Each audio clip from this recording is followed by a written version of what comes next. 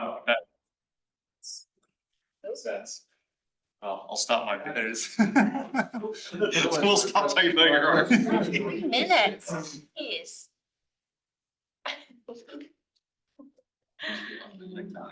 Oh, when it's sort of burning out. Usually you have. Huh.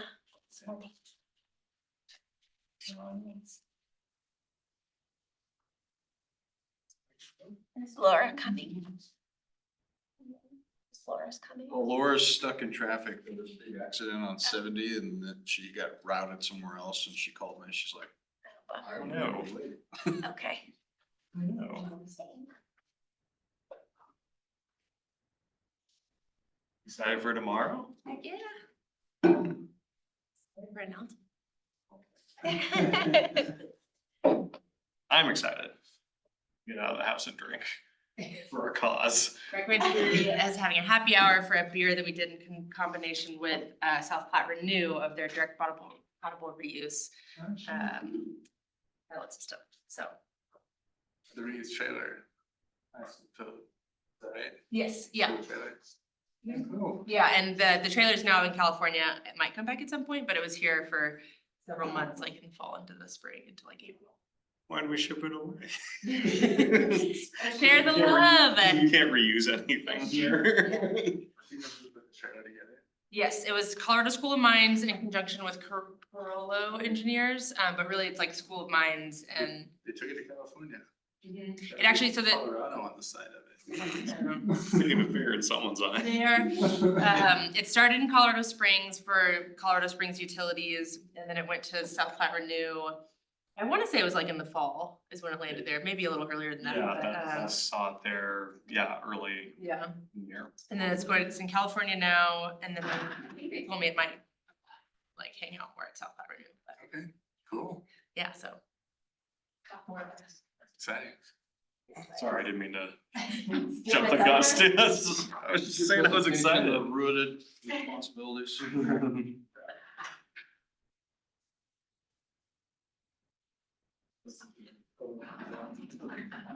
It's called Project Green. It's our second annual year focused around like Earth Day / this year's more world environment timing with the water South Platte Renew, but it's a Hellas law.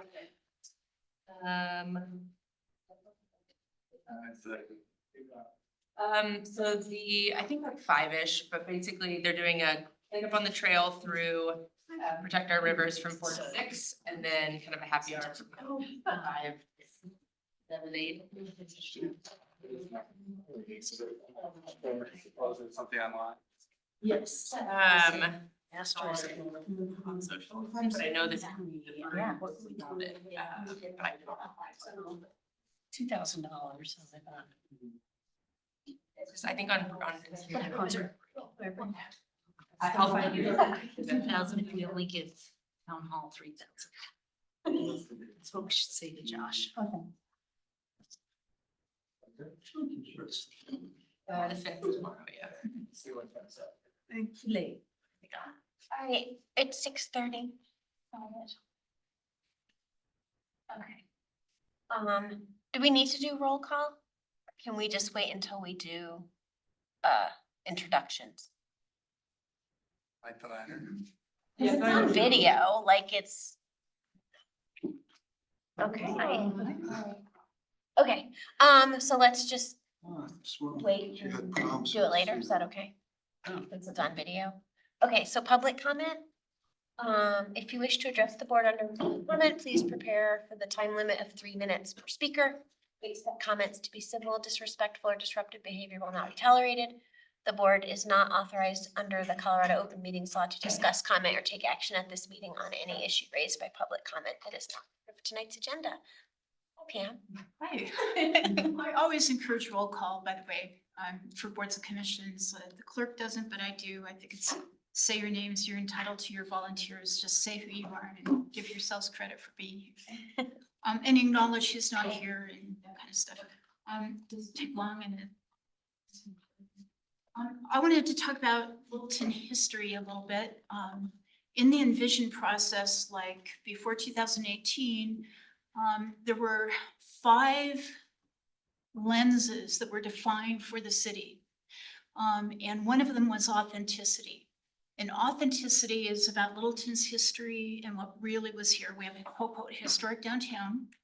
And we have the opportunity to have an overlay mid-century modern district from Broadway down the greater West Littleton Boulevard corridor to hook up with Main Street. And that's a mid-century modern idea. And the virtue there, the definition here is that Littleton exists because the city ditch was built off of the South Platte River.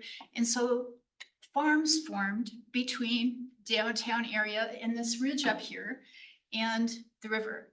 I'm pointing through the wall, by the way, it wasn't even. And then the next expansion was the Highline Canal, which is up where Broadway is. And that expanded the agriculture further. So what Littleton's opportunity is here are these historic themes of water and agriculture, which are life, and they're human life and other forms of life, all animals too. And we have the opportunity to have these historic districts, which are economically valuable. They're very strong. Historic districts perform better in economic downturns, and they are they attract good folks over time in a district. So that's a little my vision. Now, most city staff doesn't talk about that, but I think for ESB, hearkening back to the values of agriculture means we want, at your last meeting, had a great presentation about frontline farms and how to improve farming in a city. By the way, I think CSAs are gentrification. I think community gardens are the people's gardens. And so the ULUC should be modified. It's a terrible document. One of the big failures is that it destroys open space and setbacks. We need to restore those setbacks in open space and require community gardens. So Geneva Village, just to the west of here, there was a few weeks ago, a really bad thing about by Urban Land Institute, very disappointed. Only one vision was given. There should be like 3 scenarios with pros and cons of each and types of assets for each. Anyway, that open space is very valuable. I would, renovate it for the historic value, put community gardens instead of the grass in a lot of places, and keep the city center space publicly owned. And so we harken back again to our agriculture. And then the other thing is the city ditch right up near the railroad. We have the opportunity to recirculate that and keep that history alive. I think that goes along with ESB values. Thanks. Thank you. Awesome. Okay, and now we have Monica and Janet. Yeah, hi, nice to meet you all. So we are from Aspen Grove Center. My name is Monica Foley. I am the Vice President of Placemaking for Garrity. Garrity, our owner, is based in Solana Beach, California. And we have currently, I think, 20 shopping centers in the United States. So Janet and I do all the placemaking and marketing for all of those centers. So we're excited to be here today. And I'm Janet Jerd, and I head up all their marketing initiatives, and I work alongside Monica. And just a bit of history, Janet and I have worked together for 30 some years. We opened Park Meadows together. We also opened Flatiron Crossing and 29th Street together. So we go way back. We only were working at 3. Started Yeah. at 3. So we have a little gift from you, for all of you. We harvest our own honey at Aspen Grove. So it's a little crystallized because we harvested it in December. Or we packaged it in December. So, but how do you want to start that if you know? Thank you. You can go to the next. These are outside of Alamo. Oh. We have bee boxes Like outside of Alamo. on the backside of Alamo? Kind of to the northeast side. Okay. In a kind of parking lot berm. Okay. We've got 2 bee boxes there. So that is from our harvest this Are year. y'all the ones doing the beekeeping? No, we have a company that does that, thank goodness, because we have it at other Garrity centers as well. Oh, gotcha. They do our school too, actually, the same company. Oh, really? And, Good, yeah. Great. Well, so basically, when we were asked to come over here, we were excited about this because when we started working together, and when we've been at Aspen Grove for a while, we looked at it as where can we make a difference environmentally, and how does sustainability come into a shopping center like in Aspen Grove? So we started a lot of programs together that have rolled out throughout Garrity, and Garrity has really embraced this whole sustainability and has put it into their business model to how do we be better partners in the community and then just better people. So we wanted to go over today, just when we think of sustainability, and Monica, you can chime in anytime, we think environment, we think equity, we think culture, we think community. We think about the landscaping that we have available. We have a lot of acres of land. It can't all be parking lots. So how do we make, that's where placemaking comes into. We look at our education opportunities that we have because we are a place where people can learn and shop, but learn is something important to us. And then we love circular economy. We are really about helping the local, helping resale, vintage, anything that we can do to help cultivate a bigger business environment. We love that. And then we're just our openness to collaboration. We do a lot of work with local nonprofits, local businesses, partners, that are competitors, but we like the partnership. And when I met with Laura the first time, she asked me about that, and I didn't realize how much we were doing at the center because it's all sort of grassroots. It doesn't fall under the typical ESG, where you're checking the boxes. I got grass growing on my roof. We don't have all of those things, but I think what she found interesting is just the grassroots efforts and the community efforts that we're really passionate about. Yeah. And so we start environment, you have the product of our bees. So we did our first round of bees last year at Aspen Grove, but we have other bee farms in other properties that are thriving. So we wanted that here and we want to build upon that. So in a certain area of the center, we have the hives, but we also have like bee condos around the property too. And so that was important to us. We just launched a seed library. So we've got a seed library that's up in what we call the garden path. So it's in between Pottery Barn and Williams-Sonoma. We took over this whole pathway and we are putting native plants in there, plants that bees and butterflies and other animals like. And we love that. So during the summer, we want to do the seed, and in the winter, we might do like a yarn exchange or something else exchange, something where we're doing a collaboration with other people. We plant over 7,000 flowers every year. That's, just what we like to do. But we try to make sure that they're ones that will thrive in the weather and thrive that will bring in the type of insects and pollination that we're looking for. And less water. And native plants that was really important this year as part of our strategy. And then our active green spaces. So we talk briefly about the alleyway that we have. It's that space between Pottery Barn and Williams-Sonoma, but we also took the green space right next to Alamo and made it into a community gathering place with a container bar that's a upcycled container. So super excited about what we're doing environmentally. And every year we're going to continue to build on the little pockets of fun that we have that maybe are underutilized. So next year you might see us down by Qdoba and Avalon Spa. We have a space there that's just screaming, do something. So we want to do that. The other thing we're adding this year is a dog stick library, just in case you're wondering. So we actually have a library that's built for dogs and it will be stocked with sticks. So you can bring your dog down and they can pick and up your sticks.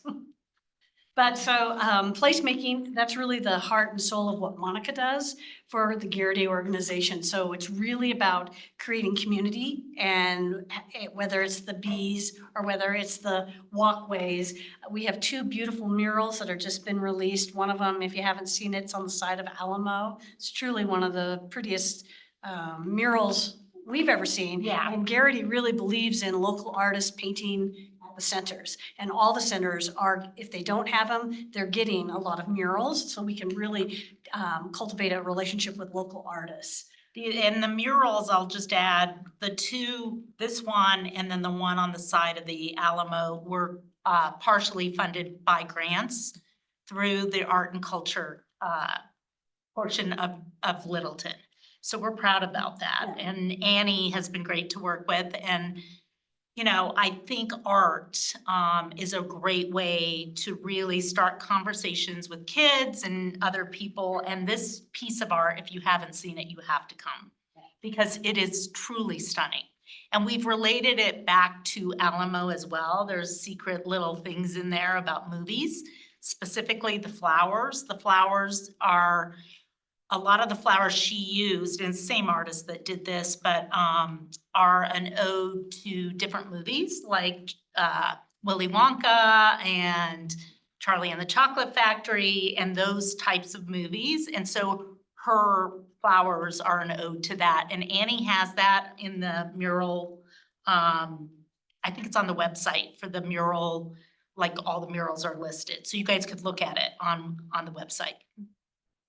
And so this is an example of one of our alleyways. So alleyways in a mall business, dead zone, don't make money for us, you know? So instead of just doing the minimum to get by, we're really enhancing them. And that's where we want to build the opportunities where we put the native plants in, seating area, because we also think sustainability is wellness, mental health. We think it's so many things, especially in the mall business. We think this is a great opportunity for us to have a common area where people can sit, relax, enjoy, and then enjoy what we're building around them. So this is our garden path, and we love that. And then the bar box. So the bar box gives us that opportunity to bring community together. We do a lot of free events there that for health and wellness there. Yeah, we have a bar, but we also have a lot of other fun things that happen there.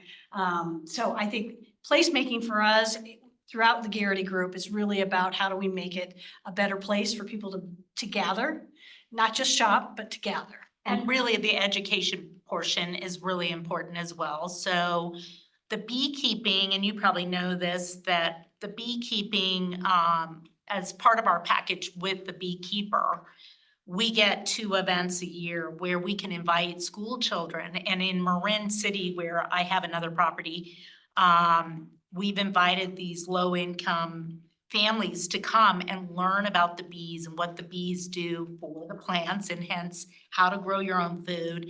And we're starting that movement in Marin, and it's been so well received. We've received press, and we're excited to work with underprivileged families that don't really understand how to grow food or what bees do for the environment. So I'm excited about that. Mhm. And we're gonna bring that to this walkway, like more of an educational component.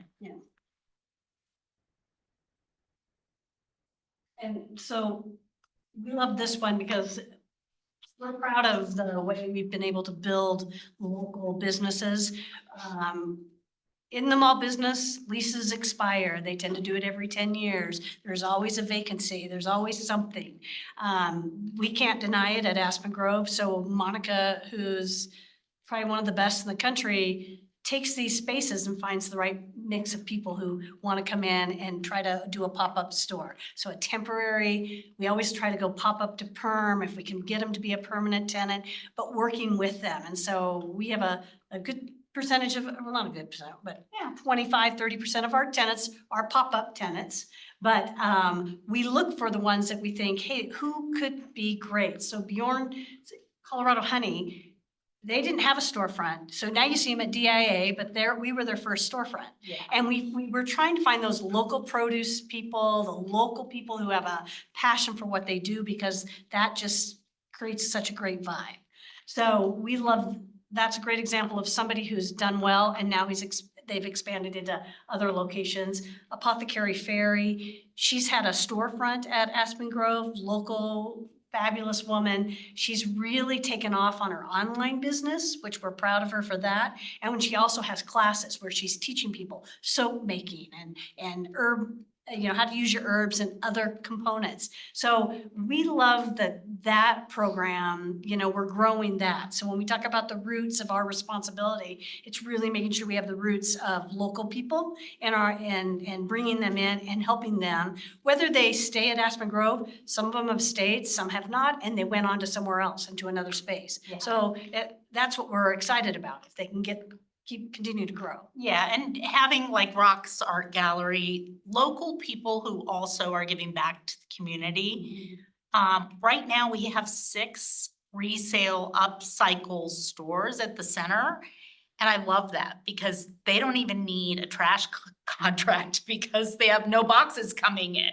So, they're zero waste really. They're pickers, they're finding fabulous finds. And then we have a store called Curate, and she works with all local businesses to try to give them a platform to sell their goods to the public. And it's a wonderful store. You've probably seen it at Park Meadows. It's called the Makers Market. This is her sister store called Curate. And she will also be heading up our farmers market this year. So really cool. Yeah, and so again, and then what we try to really do is educate our tenants too. So if there's opportunities in Littleton where our retailers can get active in, we like to share that information, especially if they live in Littleton. But if anything, they work here and they work long hours, so they're kind of like pseudo residents.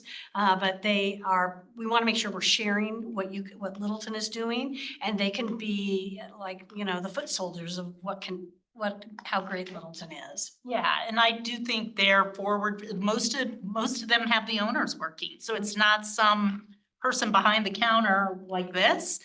They're passionate about being in Littleton and they're passionate about Aspen Grove, so it's really a positive thing. So gathering, this is probably one of our big favorites because we do a ton of events at Aspen Grove. I think we end up doing about between 90 and 120 activations throughout the year, from a farmer's market to Paris Street Market to events at the Bar Box to supporting the events inside the stores. But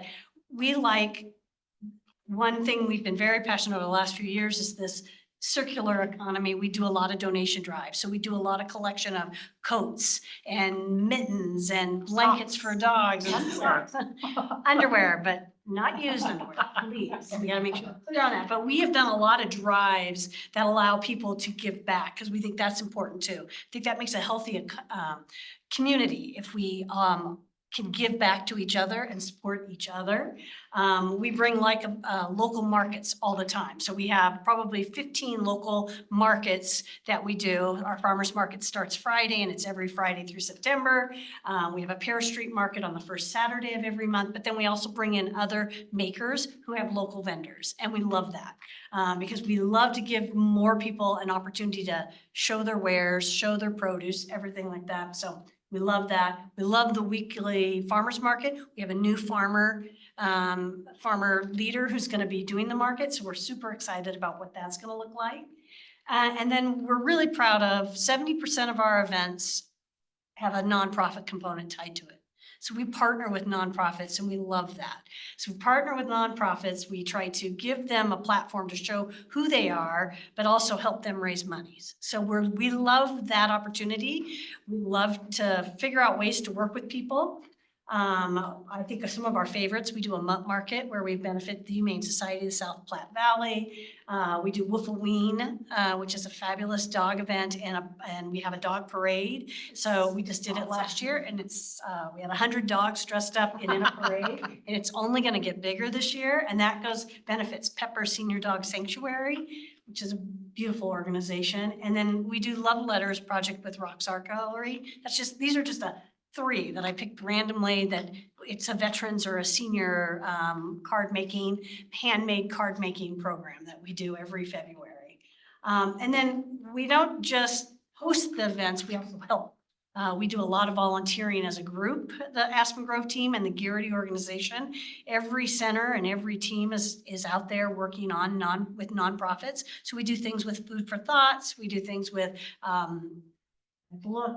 Action Center, Food Bank of the Rocky, Pepper's Senior Dog Sanctuary. So it's important for us to feel like we're part of the community too.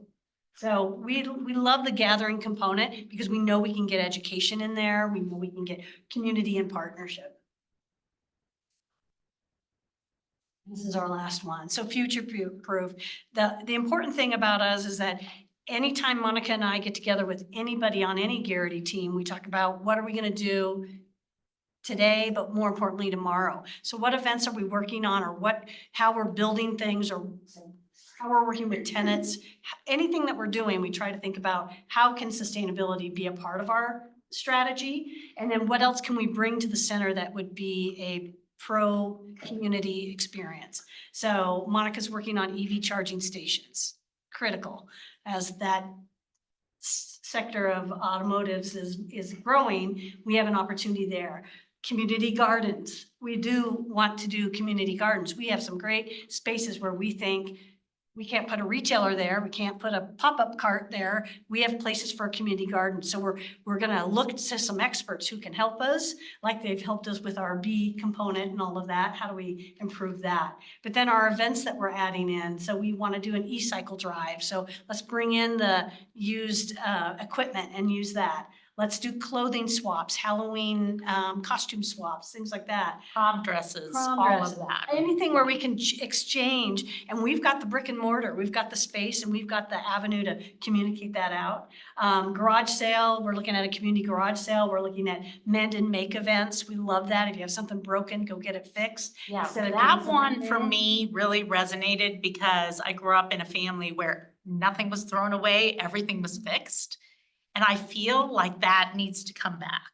Like, I want that to be one of our missions for next year, to really find, either a craftsperson, somebody that donates their time, or several, or make it grow, but really start thinking about what we're throwing away in the garbage. Like, if a clock breaks, my dad could have fixed it. So it's those kinds of things that I'm constantly with my kids. Oh no, don't throw that away. We can get that fixed. So I think this generation is the throwaway, but I think it's coming back. But that one, for me, is what I'm very passionate about.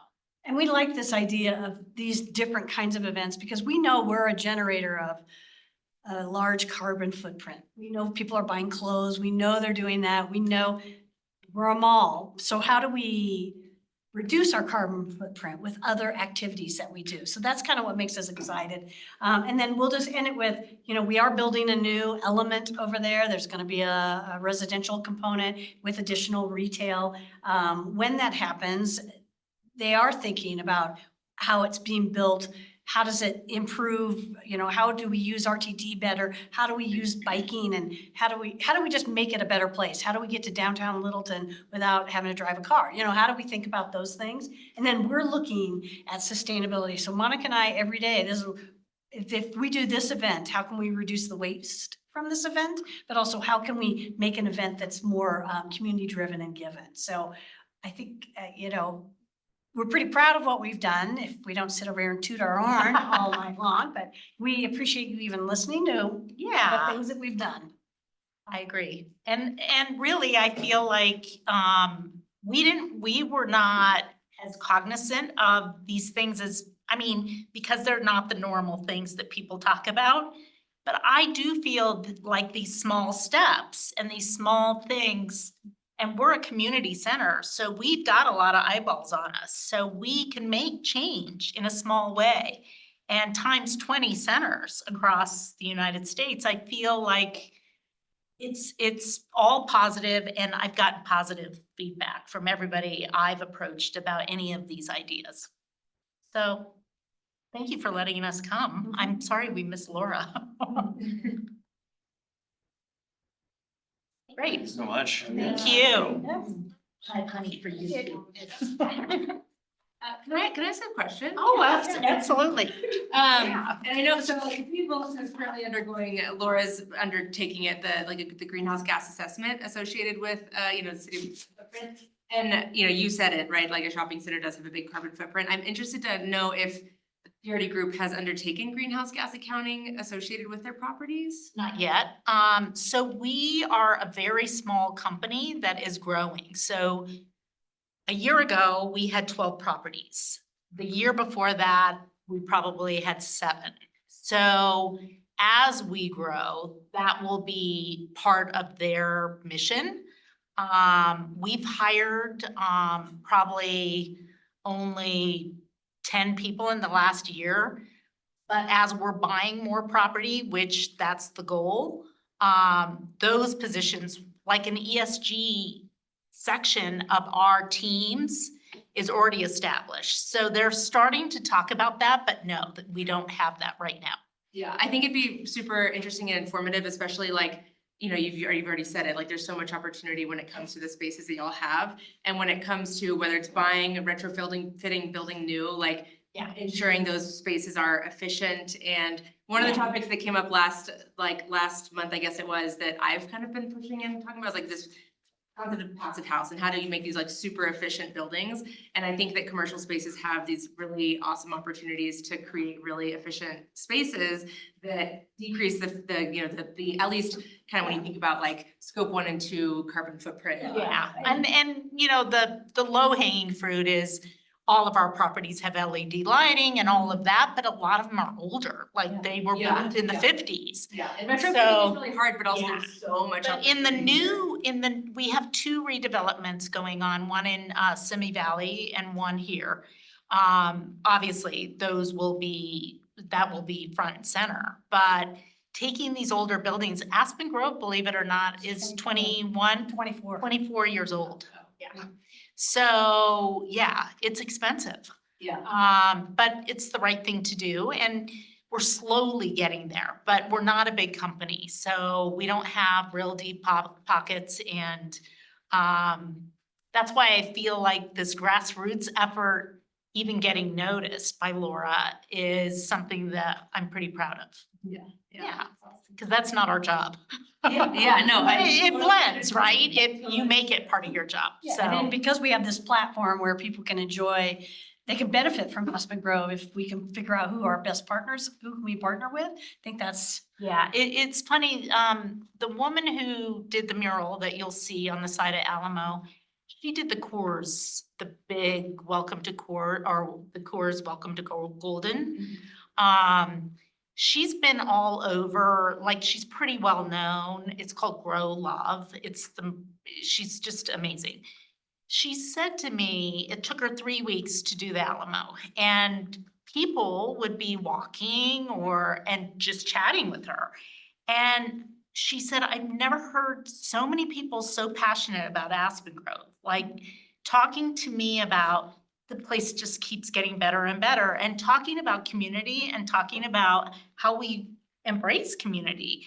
So she was proud to do this with us. And in her little bio, she talks about that. So I thought that was pretty cool. Yeah. So, but yeah, more good things coming. And then I will just also vouch for you. I work for Breckenridge Brewery and we've partnered with Aspen Grove for Yeah. lots of different things over the years. And it's always been a great partnership. Yeah, we're doing bike to work together, so. Yes. No, Excited about that. we've loved working with you guys. So that's amazing. Jody and Joe. Yeah. Yeah. Well, Joe's not there anymore, right? Joe's not there, but Jody. Yeah. I didn't know he was not there. Yeah. Well, sorry about that. Well, thank you for allowing us to come and take time. Yeah, so hopefully we stay in touch. Please visit us. Visit the seed library. So Generation Wild has stocked our seeds, but we're looking for people with extra seeds from their planting this year. We have seed packets in the seed library, and you can take the packets and just fill them. 5 seeds between Williams-Sonoma and Pottery Barn. Okay. And then somebody else can take those seeds. You just have to mark what the seeds are. But we have 600 packets of wildflower native seeds from Generation Wild that are stocked right now. So if you need to fill your garden, grab some. Thank you. Thank you. Come in the fall. Yes, so so I want to do a seed exchange if you know of anyone. I tried to work with Denver. They're not really interested, but we need a local group to do a seed exchange. We want to do an event. You know, Denver Urban Garden. Yeah, that's who I talked to. They were interested. Yeah. So the Littleton Garden. I talked to her too, Betty. Yeah. I talked to her. She couldn't do it, but I'm gonna try it again in the fall. Yeah, but if you know of anyone else, bet she's probably my most likely candidate to do it. Yeah, she'll do it, probably if I do it with her. Oh, good, okay. We'll count on that. No, it would be really fun. We could have like music and Yeah. really bring attention to the bee effort and you know, the whole seed and grow your own food. It doesn't have to be all native seeds, because honestly, the native seeds in Colorado are not the prettiest flowers, but just planting alone adds so much for everybody who's never planted and watched something grow. It's amazing. Well, yeah, plants are expensive. Yes, exactly. So thank you again. Thank you. Have a good night. Thank you. Bye. Right, well, we still don't have everybody at our meeting, but let's do introductions for those of us that are here.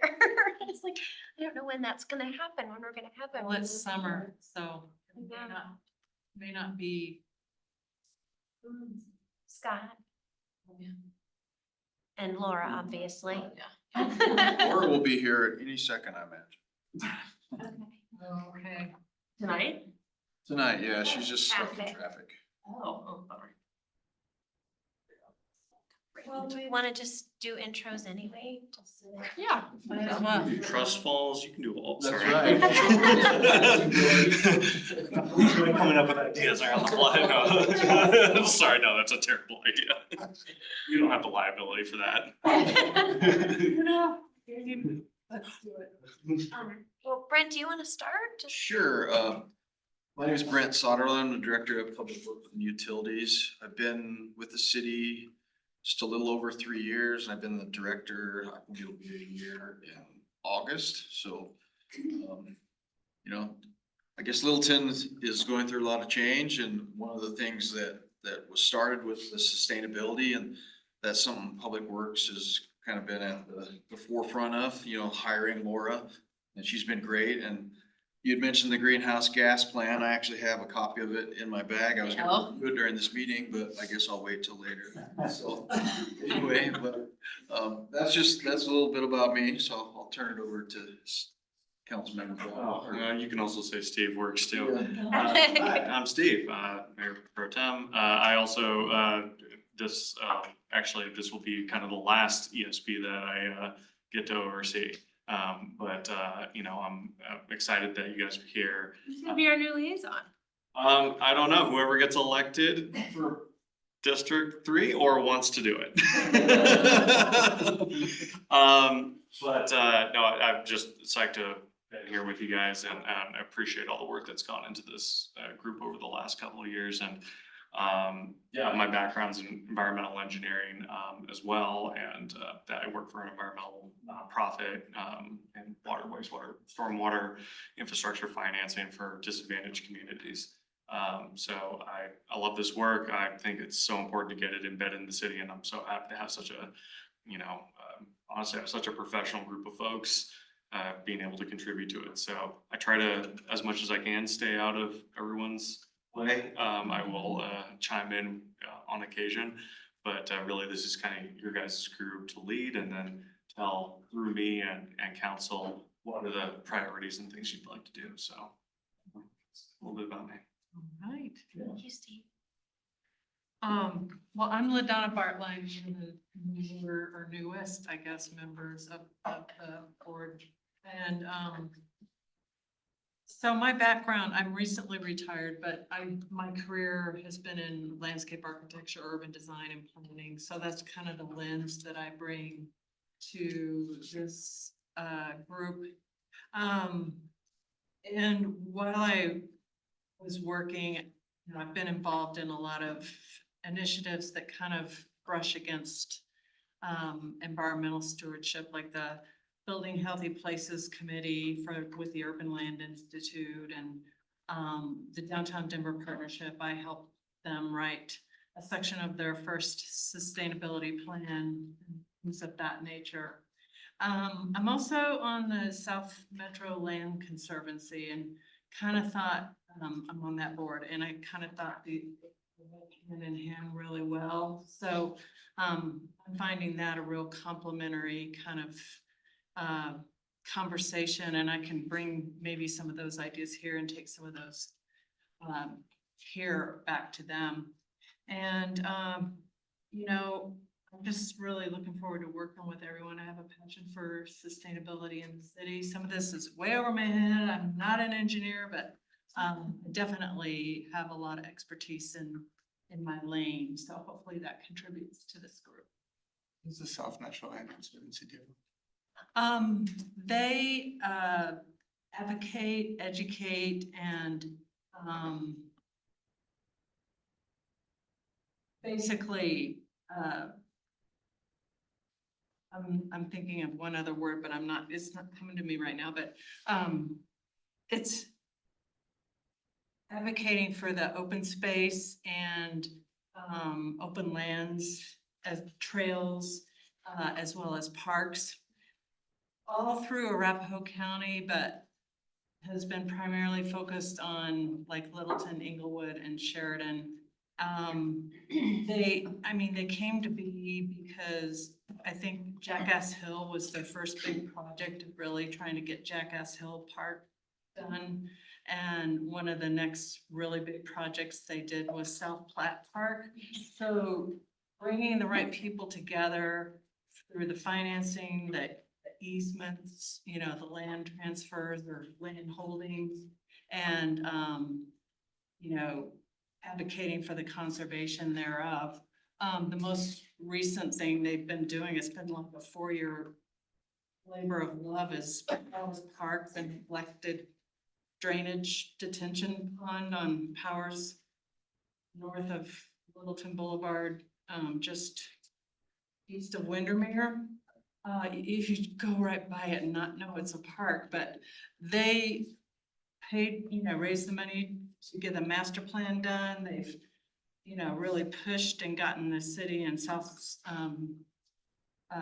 Suburban Park and Rec to invest, and it's gonna become a $1.2 million park that there's a senior center right next to it. There's, you know, residents around there that have no neighborhood park, you know, in that particular area. So that's been a big thing we're working on in January. So now it's setting the sights on whatever the next big thing is.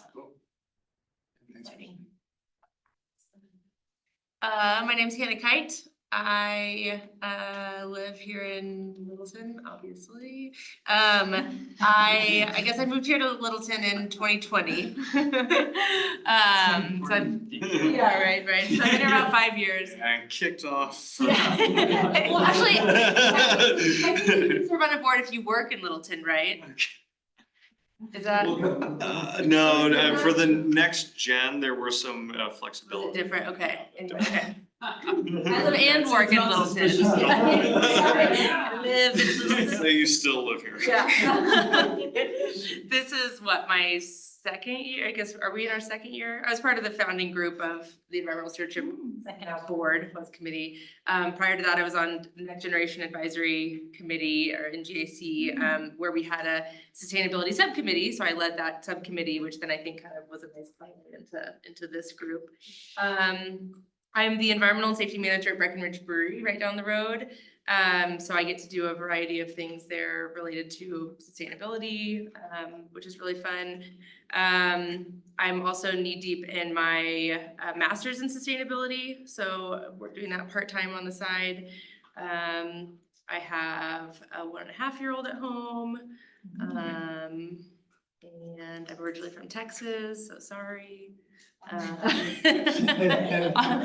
You're from Texas? Where in Texas?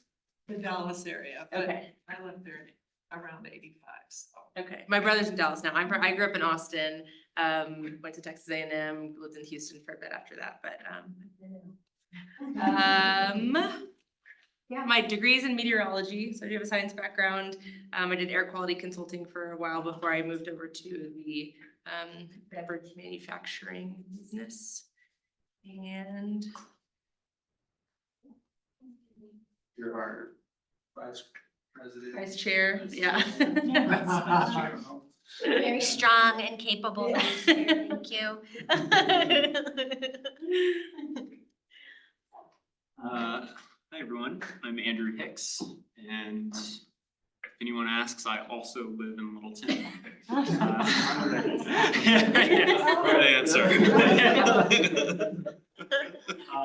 Yeah, just joined the board this cycle, I guess. It's been a couple of months, so yeah, glad to see there are some additional new folks as well. On my first day, I was the first new person, and I was like 8 minutes late. Yeah. Gotta know about new Andrew. Yeah, there's already an Andrew. But, Met our quota. Yeah. Anyway, yeah, so I moved to Littleton about 1.5 years ago with my family. I was looking for a place to get plugged in. I'm really interested in sustainability for all the same reasons you all are. My professional background is kind of varied. I've been an engineer, I've worked in agriculture, and these days I work in climate finance for reforestation projects. And yeah, I'm interested in how we can think about, we have interesting conversations in here. We've had some speakers come through and give us some presentations. I'm thinking about now, like, okay, what do we do from here? How do we operationalize things like that? So I hope that'll be the perspective I try to bring to discussions. But yeah, happy to be here.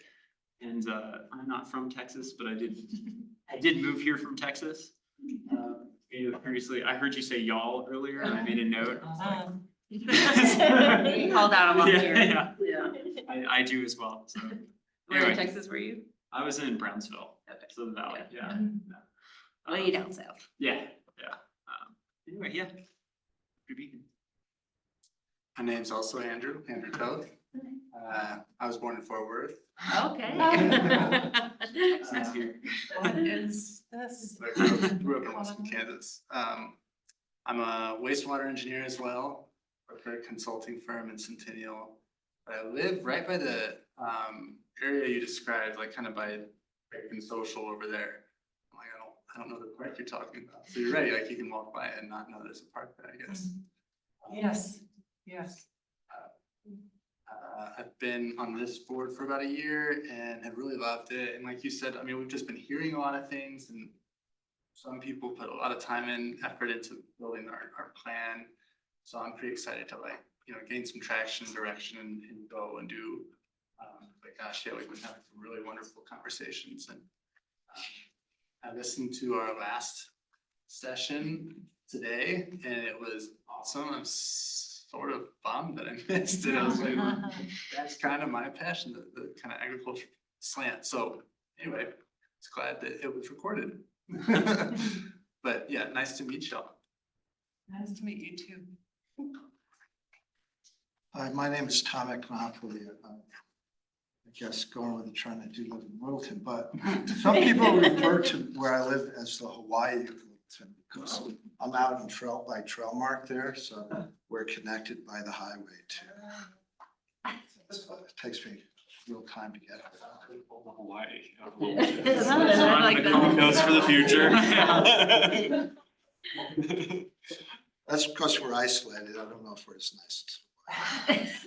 And I'm a retired federal employee, and I've worked in agriculture and National Weather Service. So I want to mention I'm not from Texas, but I knew people who went to Texas A&M and studied in Grove. Yes. I worked with them. I'm from New York, Massachusetts area. I moved down here about 15 years ago. Where in New York? Well, New York, Long Island, and then Rhinebeck, New York, which is the Hudson Valley, Yeah. and then south coast of Massachusetts. Kind of by Providence, east of Providence by about 15 miles. So my last job, I moved here to work with Fish and Wildlife Service as a hydrologist, and I was one of my titles was a Platte River hydrologist. So I was involved in managing the water and Colorado, but also Wyoming, and Nebraska, to ensure that enough water got down to the critical habitat for woodland cranes and Central Platte, which is around Grand Island to Kearney further. And so I've been around environmental science my entire career. I think it's very important that people live within the bounds of the environment and enjoy the environment as well. And look to make some sort of. We're just doing intros, Laura, Okay, great. so you're still okay. I'm just hoping to contribute some to this. I'm very impressed with everyone. I've listened to both of the presentations on YouTube. And I'm impressed with everyone in the work so far. So looking forward to it. Okay, and I'm Gretel Pavow, and I'm a reluctant chair. It's because I've been on the board the whole time. And it was my turn, and Scott was looking at me accusatorily. So I am the only person on this board who does not have any sort of environmental related background. I teach third grade, but environmentalism is my passion. It's what I do at home all the time. It drives my family crazy. And I do a lot at my school, so I've worked to try to get grants to just support things at our school to make, like I got us a dishwasher so that we could start using reusable things instead of throwing things away. Anyway, and I've lived in Littleton for a long time, but I am originally from upstate New York, right on the border of New York and Massachusetts. That's why I asked. What time? New Lebanon. Oh, It's right near like Pittsfield. It's between Pittsfield and Auburn. Yeah. So, so, but my family is from Fall River. oh, Fall River. My dad's. wonderful. Yeah, so I know all the areas you're talking about. Anyway, I've lived in Littleton for, my goodness, it's probably close to 20 years, 15 somewhere. So, yeah, I think that's it. All right, Laura, you're up.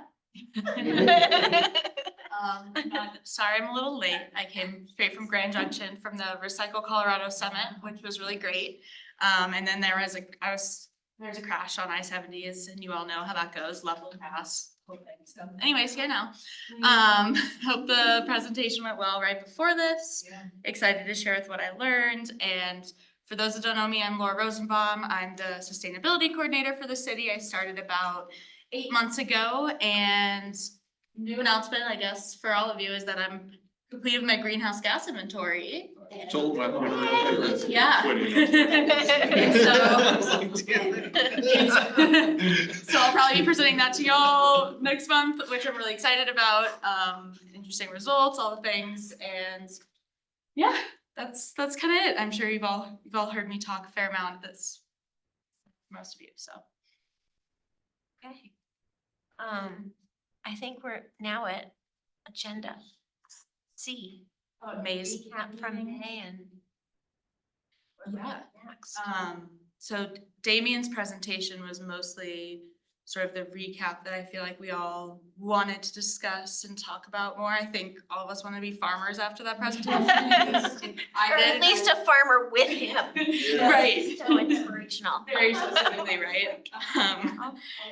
Yeah, but I would be curious to hear like what resonated with people, like thinking back. I know it was 4 weeks ago, so I don't know. I thought he had some really good advice for us, and kind of it was a kind of a nice guide to keep moving us forward in that space as well. But I don't know what everyone's interest is in that, because we have just a couple of other things going on, right? So yeah, I just kind of wanted to open up and hear what everyone thought, and I don't know, like questions that are resonating or thoughts. Or if anything that you heard from Monica, sad I could miss that, like sort of connected any other dots for y'all. I was wondering where let me take a step back. I really enjoyed the presentation with Damien. I am very interested in urban agriculture and thinking through how we could, influence policy or actual actions around that here. But I realized last week, last month rather, maybe it was a little late, that it was like, I didn't really know what the genesis was of that specific thing in the sustainability plan or forget even what it's called, the strategy. I remember looking back through it and there was something there, it was like, start a CSA at this, at the museum, Littleton Museum, and. Missing our person for that. Okay. It was, If we're being it was definitely Scott. Yeah, so I guess, but I guess that's my point was like, there was a lot of interesting content there were a lot of interesting things we could do, and I think last week we jumped into kind of like ideas and brainstorming, but I thought it might be better to like take a step back and think about where did that come from, why was that one of the goals? Like, what is the goal? And then that could maybe help us use that content and the kind of inspiration from Raymond's presentation in a little more focused way. Not like part of that was there's a lot of land at the museum that just sits and kind of been some use. I also felt like, and this might go back to Amy, talking about how there was a feeling that the museum used to be, for lack of a better word, better than it is now, like more engaging, and there was more stuff. And like somebody mentioned that even when we did like the pumpkin patch, they like brought the pumpkins in because they didn't grow them there. And that was just, it just felt really, yeah. I was like, I think I went to one of those and that's really just very frustrating.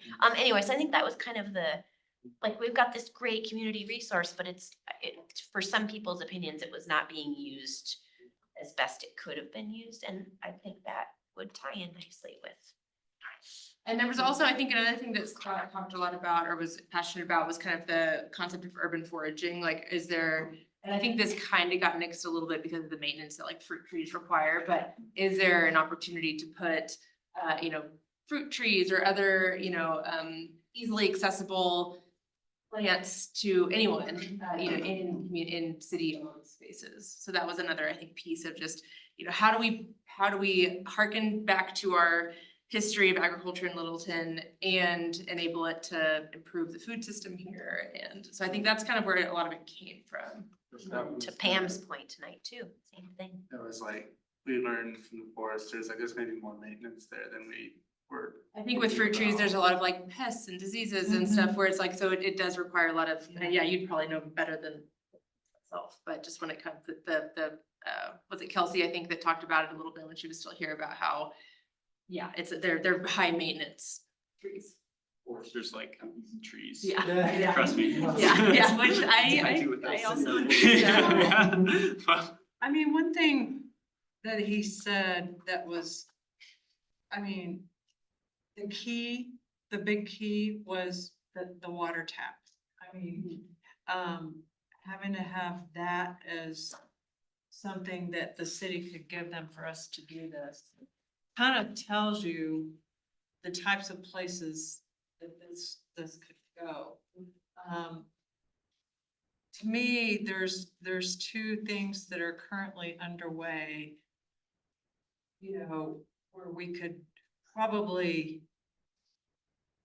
integrate this if this was important to us, important to the community, part of our plan and that kind of thing.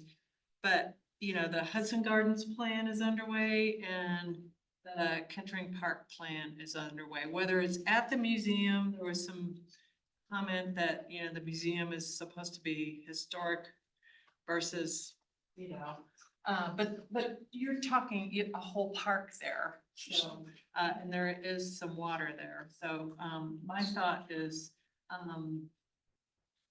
there may be some opportunities that might require us to align ourselves with the process that's underway right now. If it's a priority.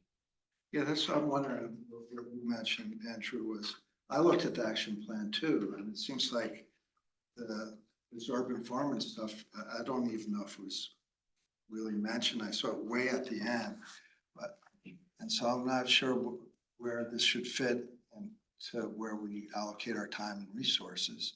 And whether it's come up, all of a sudden, maybe we don't want to we decide the action plan, while it was good, but we want to rework the action plan and give this a higher priority. Or we just bite off small chunks of the CSA instead of these big plans we have. And I think we have to discuss that first before we get to what we're gonna do is what time and resources do we wanna put into this effort? And how does that fit into the action plan? One thing I also want to point out is I think that what we've done over the last two years? Yeah. Is that how long we've been in the committee? Is kind of this really like this action plan, right? That's been kind of our big, here's this thing that we put together and presented. And I want to also point out that when I was on Next Generation Advisory Committee, we did a lot of smaller things as well. Like we did a lot of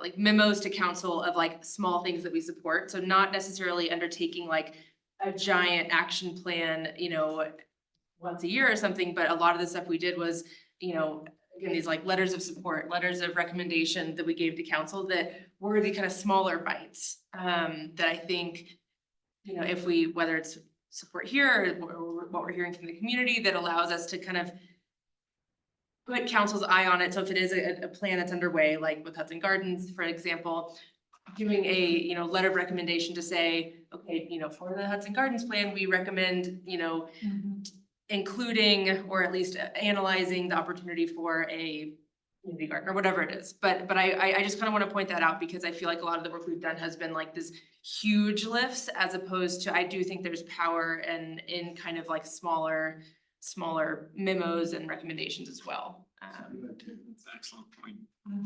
And I think that like, there's also, you know, to your point about, you know, Hudson Gardens thing is going, the park thing is going. I feel like maybe you all are more informed than me. I don't feel like I know where that is, like where either of those things are in process. So maybe it's like, I need to educate myself on that. But like, yeah, can we influence that or like voice an opinion of like, there should be some element of urban agriculture or community garden or something. Then I also, you know, I thought it was interesting what Damien did, this like mapping of existing resources. And it made me wonder, like, you know, we have these two community gardens, they're oversubscribed, as far as I know. I'm a member of one over here, and we don't have any open lots this year. The one is undersubscribed and one is oversubscribed. Oh, okay. Because people don't think one is in a desirable location. Shepherd, yeah. So, okay, I didn't know that, so. Yeah, Which one's the undesirable? not Shepherd. Yeah, the one off Berry has plots. It has plots open and there are people that have multiple plots just because they can. Is that Barry and Lowell? So I guess my point though, Next to a church. There are plots at that one, but Yeah. people don't want that one. Okay, yeah. But that's a different conversation. But yeah, so the point being like, is there, like, I don't know, is there some plan or strategy to increase like community garden space out there? Like, has that already been talked about? And are we like now in like our own silo talking about that? Cause I don't know, like, maybe you're talking about doing these memos. Maybe we do a memo to council and say, we'd like to understand what are all the other relevant initiatives or discussions that are going on around community gardens, urban agriculture, et cetera. Well, and that might be more of an ask to staff versus council, but.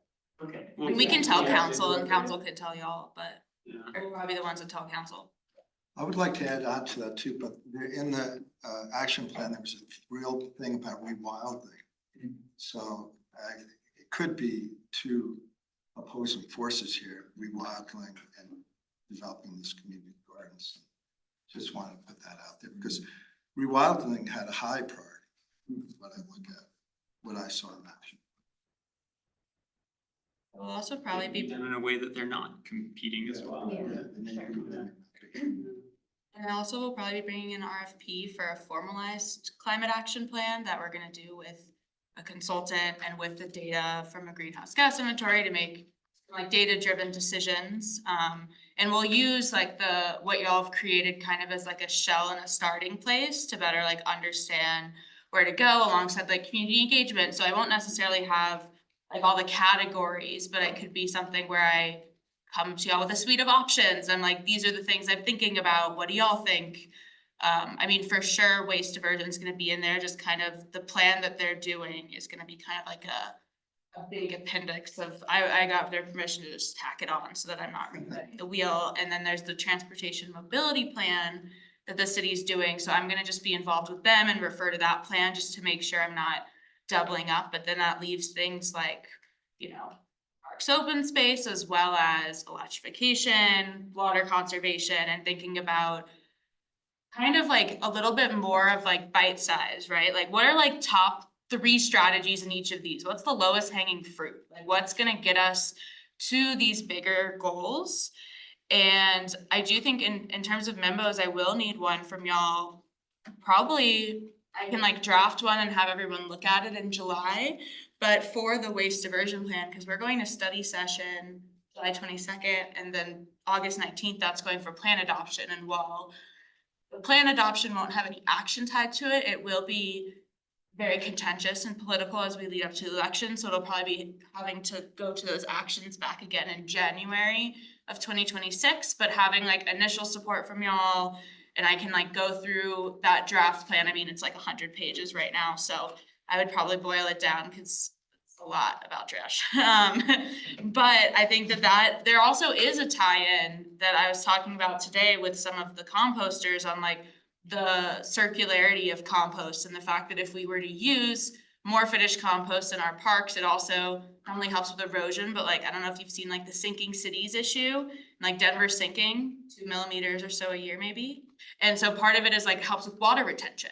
And so we can also do a project where you literally can we could see if South Suburban would, but they could take half of one of their fields and use finished compost on half and regular on the other half. And we can showcase, they did that in Greeley and they showcased the difference, and then the community started to get excited about purchasing and using the finished end product and also putting into it because it was so visual and they could understand that loop. So I think like, while I would wanna say, yeah, I could totally figure out a CSA in the next, year, and have produce for you in 1.5 years, as we know from Damien, it's like 10 years before that's productive. And so understanding what it looks like to engage in those spaces in the interim, and if we do wanna do it, we can probably go through that process, engage the museum or another piece of land, or expand community gardens to your point, or see if that could be a natural fit. But I think also just like, can people get this in their backyard, finished compost? Can we help people like, we have a lot of low hanging fruit. So as fun as it is to think like really big,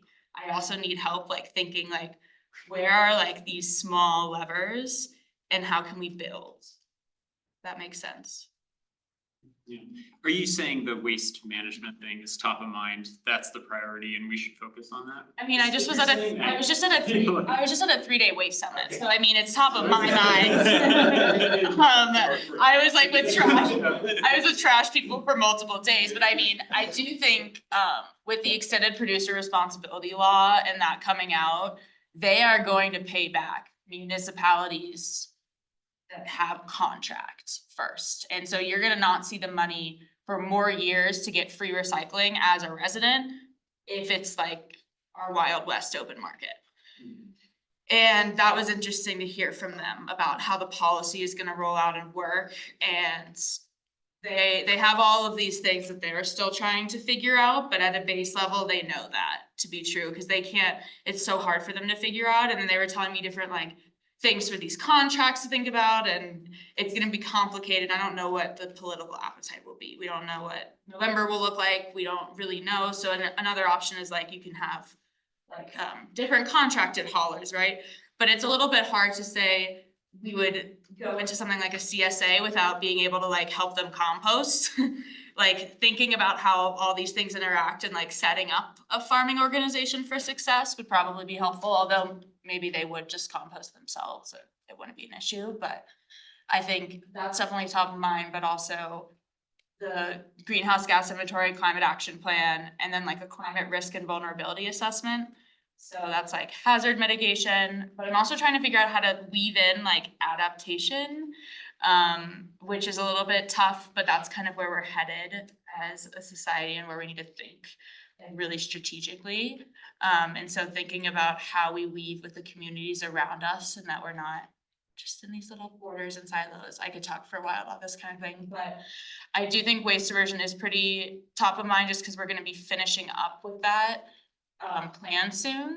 Well, if I remember correctly, when we kind of did like a temperature taking of the board, whether it was the, Like 3 months ago. yeah, waste management diversion was kind of the top priority, but because of the timeline, I think that's why we ended up bringing in Damien, for instance. Yeah. Because like the timeline of the waste diversion was really more I guess July, August, like kind of just like a little bit later. So I think that was kind of part of bringing him, or like that with the focus of on the urban agriculture. I mean, it could still be something that's what people wanna do, but if it's just 1 or 2 people that are really interested in it, then I can always use help with all the other things, like it's also like really hard to figure out waste diversion at our events this summer.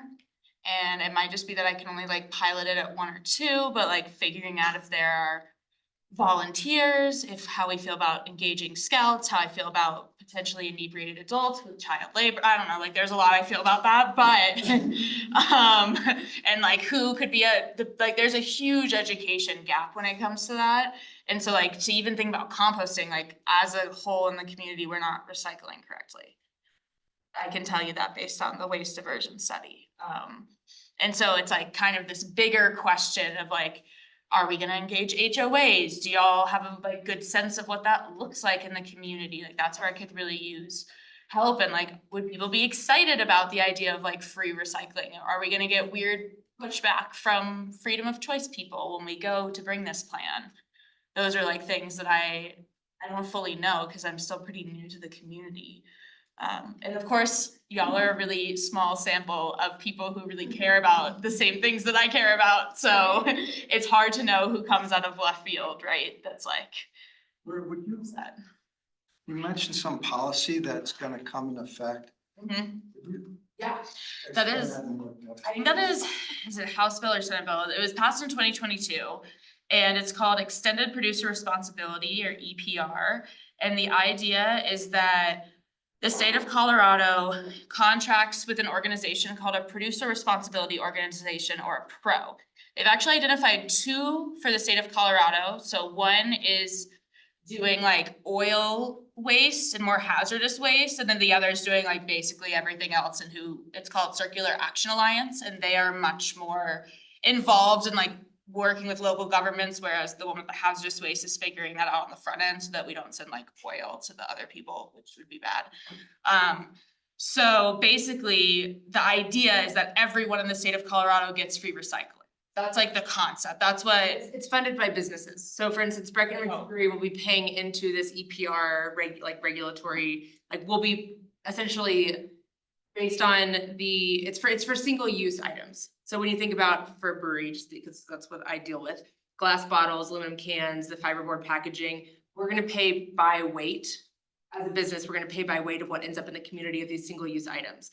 That money is then gonna go into a fund that then trickles down back into the communities to improve the infrastructure of recycling, composting, different waste management. composting sadly isn't Okay. quite it yet. Recycling. It's, might be able to say some sort of tax on the producer of these like bottles and cans. There are different types of like incentives, like if they use better products, then you like pay a lot less, or if you use worse and like pollute more, you're gonna pay a lot more. And it's mostly based on weight, so the idea there is they're trying to incentivize the market to do things like use lighter weight materials, use easier to recycle materials.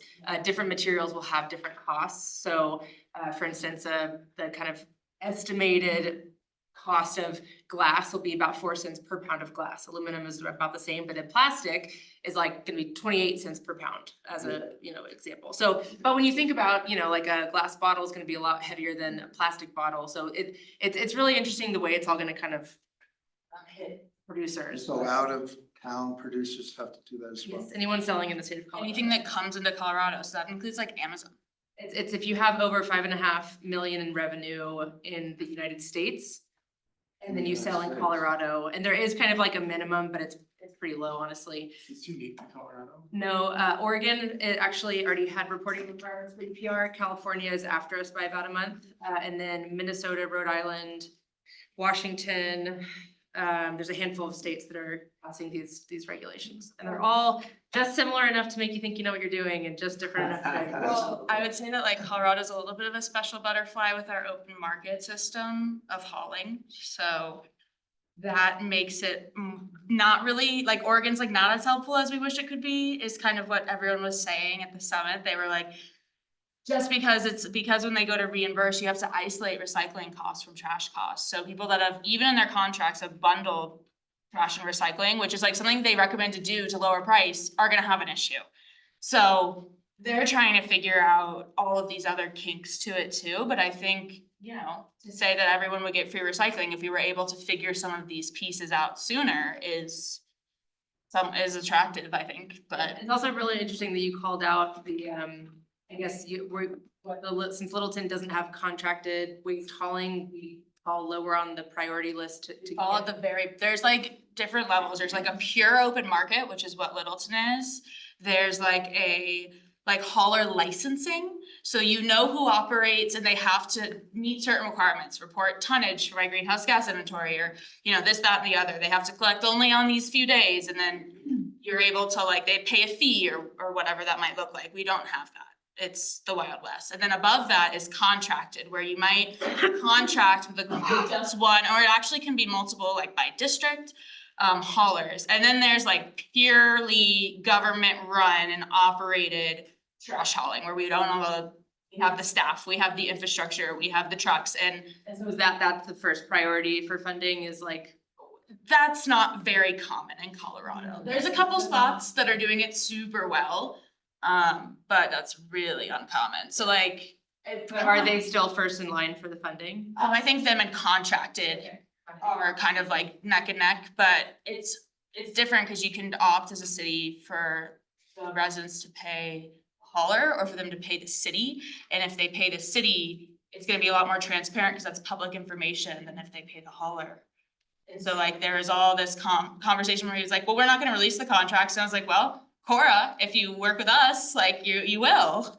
So that was a whole other conversation of like, okay, are we doing it with like a republic? Are we doing it with a city? And so there are all these kinks that they're trying to work out. But as they're doing it, all of these local governments, even ones that are set up well, aren't set up as well as they thought. So I'm having these conversations with like Broomfield, who just did single hauler, but realized they bundled recycling and trash. And they went through this whole process and they were like, how do we isolate these cost differences?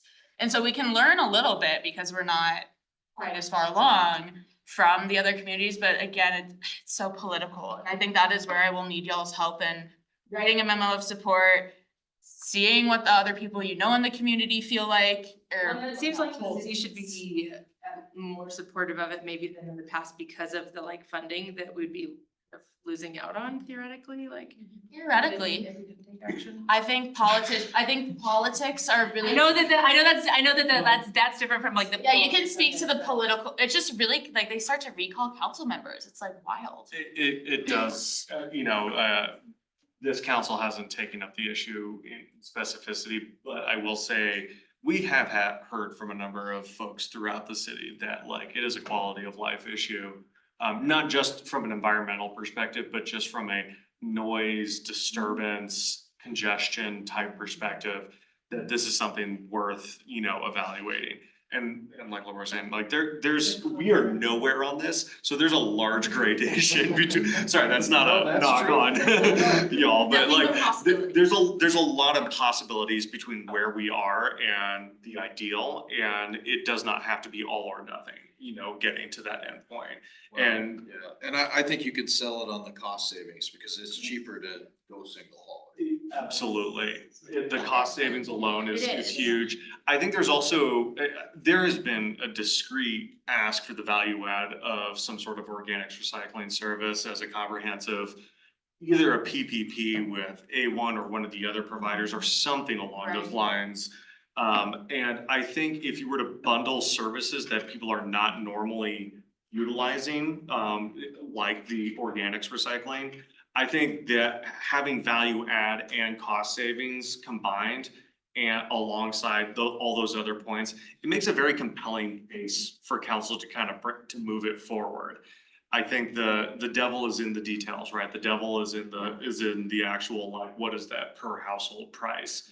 Level of service, quality of service, right? Like there is have to say there is a certain advantage to being able to call up your one guy with the smelly truck, the one smelly truck that he has, and he picks up the phone and comes and zips in and grabs it. At the same time, I have to warn that while it's like, in your mind, you're like, okay, that means one hauler every Tuesday. Well, Colorado has a law that exempts the every commercial entity if you are an HOA, or not HOA, sorry, multifamily, and you are 8 units or more, you are considered commercial.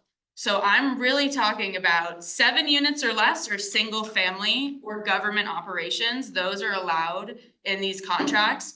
Commercial, there are ways you can figure out how to opt them in and like figure these pieces out for them, but we are legally not allowed to include them. So there's still that really fun component, because of that law. You can't like require an apartment complex to like recycle, for instance? No, Oh, wow. if they are 8 units or more, Yeah. they are considered commercial. So I was to say, we could absolutely start licensing these things. I mean, I you think could, there are ways you can make it attractive for like multifamily, like for them to join by saying like, we can put you on this contract, but you have to make that decision. Yeah. So you would probably like, or an HOA can also figure out how to opt out because they manage their own system. They could then wait for that contract to expire and like hop on to the service, but it's not required. They can still do what they want. Does it have to be good enough that people want it to be on? Yeah, or easy enough or Cheap enough and whatever. convenient, all of those. Question in regards to the- Inclusive enough, do as much or more than your current service. Yeah. With the politics of it, when was the last time that council attempted to like talk about it? not, Before I got here. I was to say not during my Have they? time. I don't even think it was during the last. When Scott was on, right? I think Scott may have tried to He bring it up. definitely felt very like, Yeah, he's scarred from it. It He's feels like. clearly, yeah. And quite frankly, I think the scarring comes from the fact that there was just not a financial mechanism or pathway, like to undertake that, your own source revenues as a city. We have so much data now.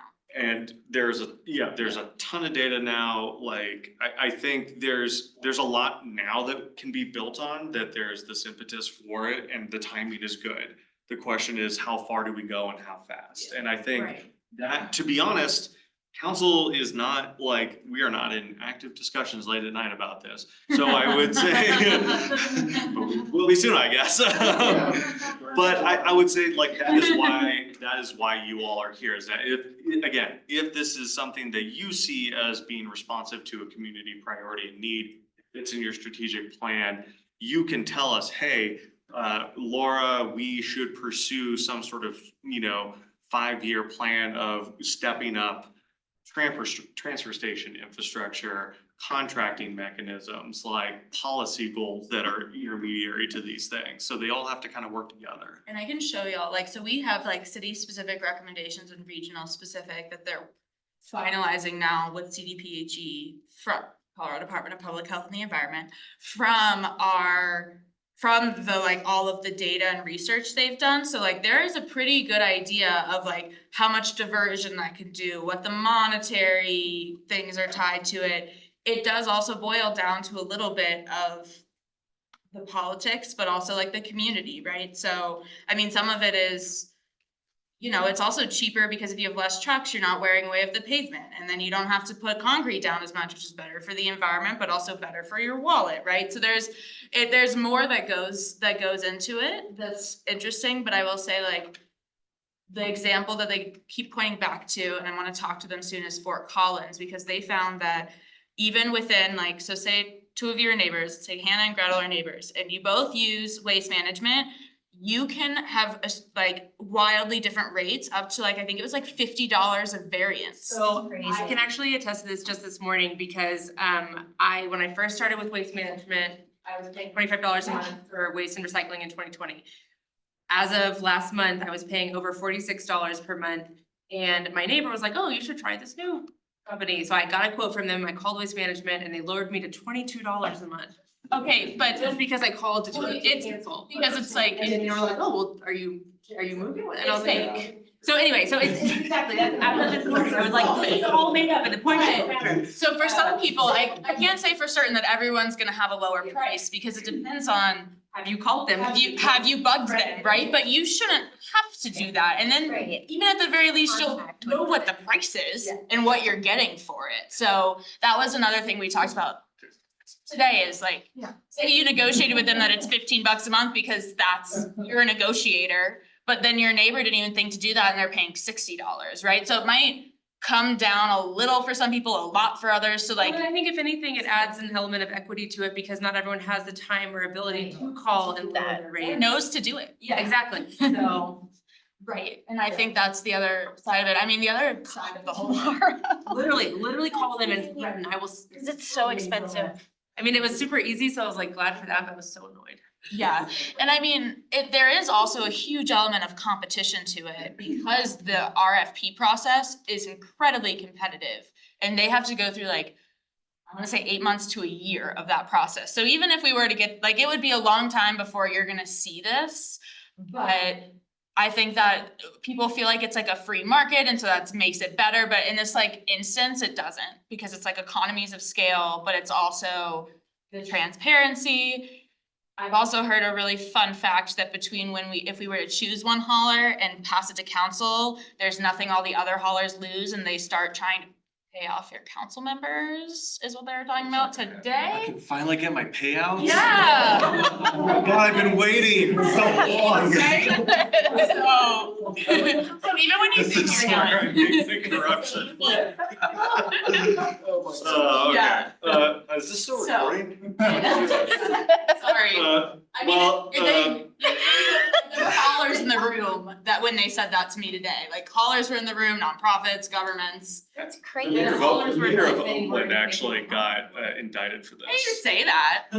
It like goes back to the whole mafia thing and people thinking, and it kind of is, they still are. New York? Mafia. That's To crazy. be honest, like putting performance standards, into these kinds of RFPs and contractual obligations is extremely important just for these kinds of reasons, right? You know, in terms of price fluctuations, price accelerations, things of that nature, but Tracking our metrics so that we know how we're doing. Yeah, How we can absolutely. lower our waste and reduce, like we don't, when I called some of them for metrics, they like laughed at me. They were like, what?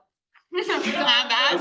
Taking a step back for a minute, as a board, what do we think are one, do we think waste management or like waste hauling is still like the main thing that we wanna pursue over the next couple months? And if so, what is the most helpful thing for us as a board to do for you to encourage it, assuming that's the direction we wanna go?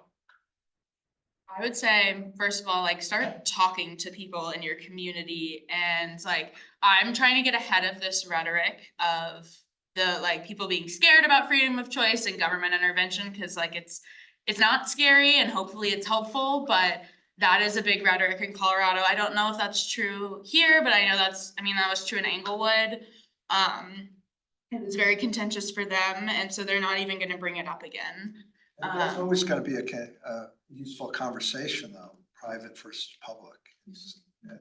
I mean, it'll still really be private. We're not gonna run it. We're just gonna contract. It's just, People usually respond to ROI. I mean, it's cheaper, easier, more benefit, more inclusive. Maybe more reliable since they're doing the whole city. and you'd have like a person that would be held accountable, right? Yeah. Put that into a contract, so. And then you can also make the points about the wear and tear on roads of one contractor driving down the road. Versus one 14 to versus 17. 5 trucks driving down the same. We're way road more than 5. on different days. It's like 14. There's like 14 to 17 haulers, but that's not even saying how many trucks they have. That's the companies. Crazy. Well, back up in Hawaii where I live, if our garbage wasn't picked up, we'd call up the HOA guy and he would call up the trash collector.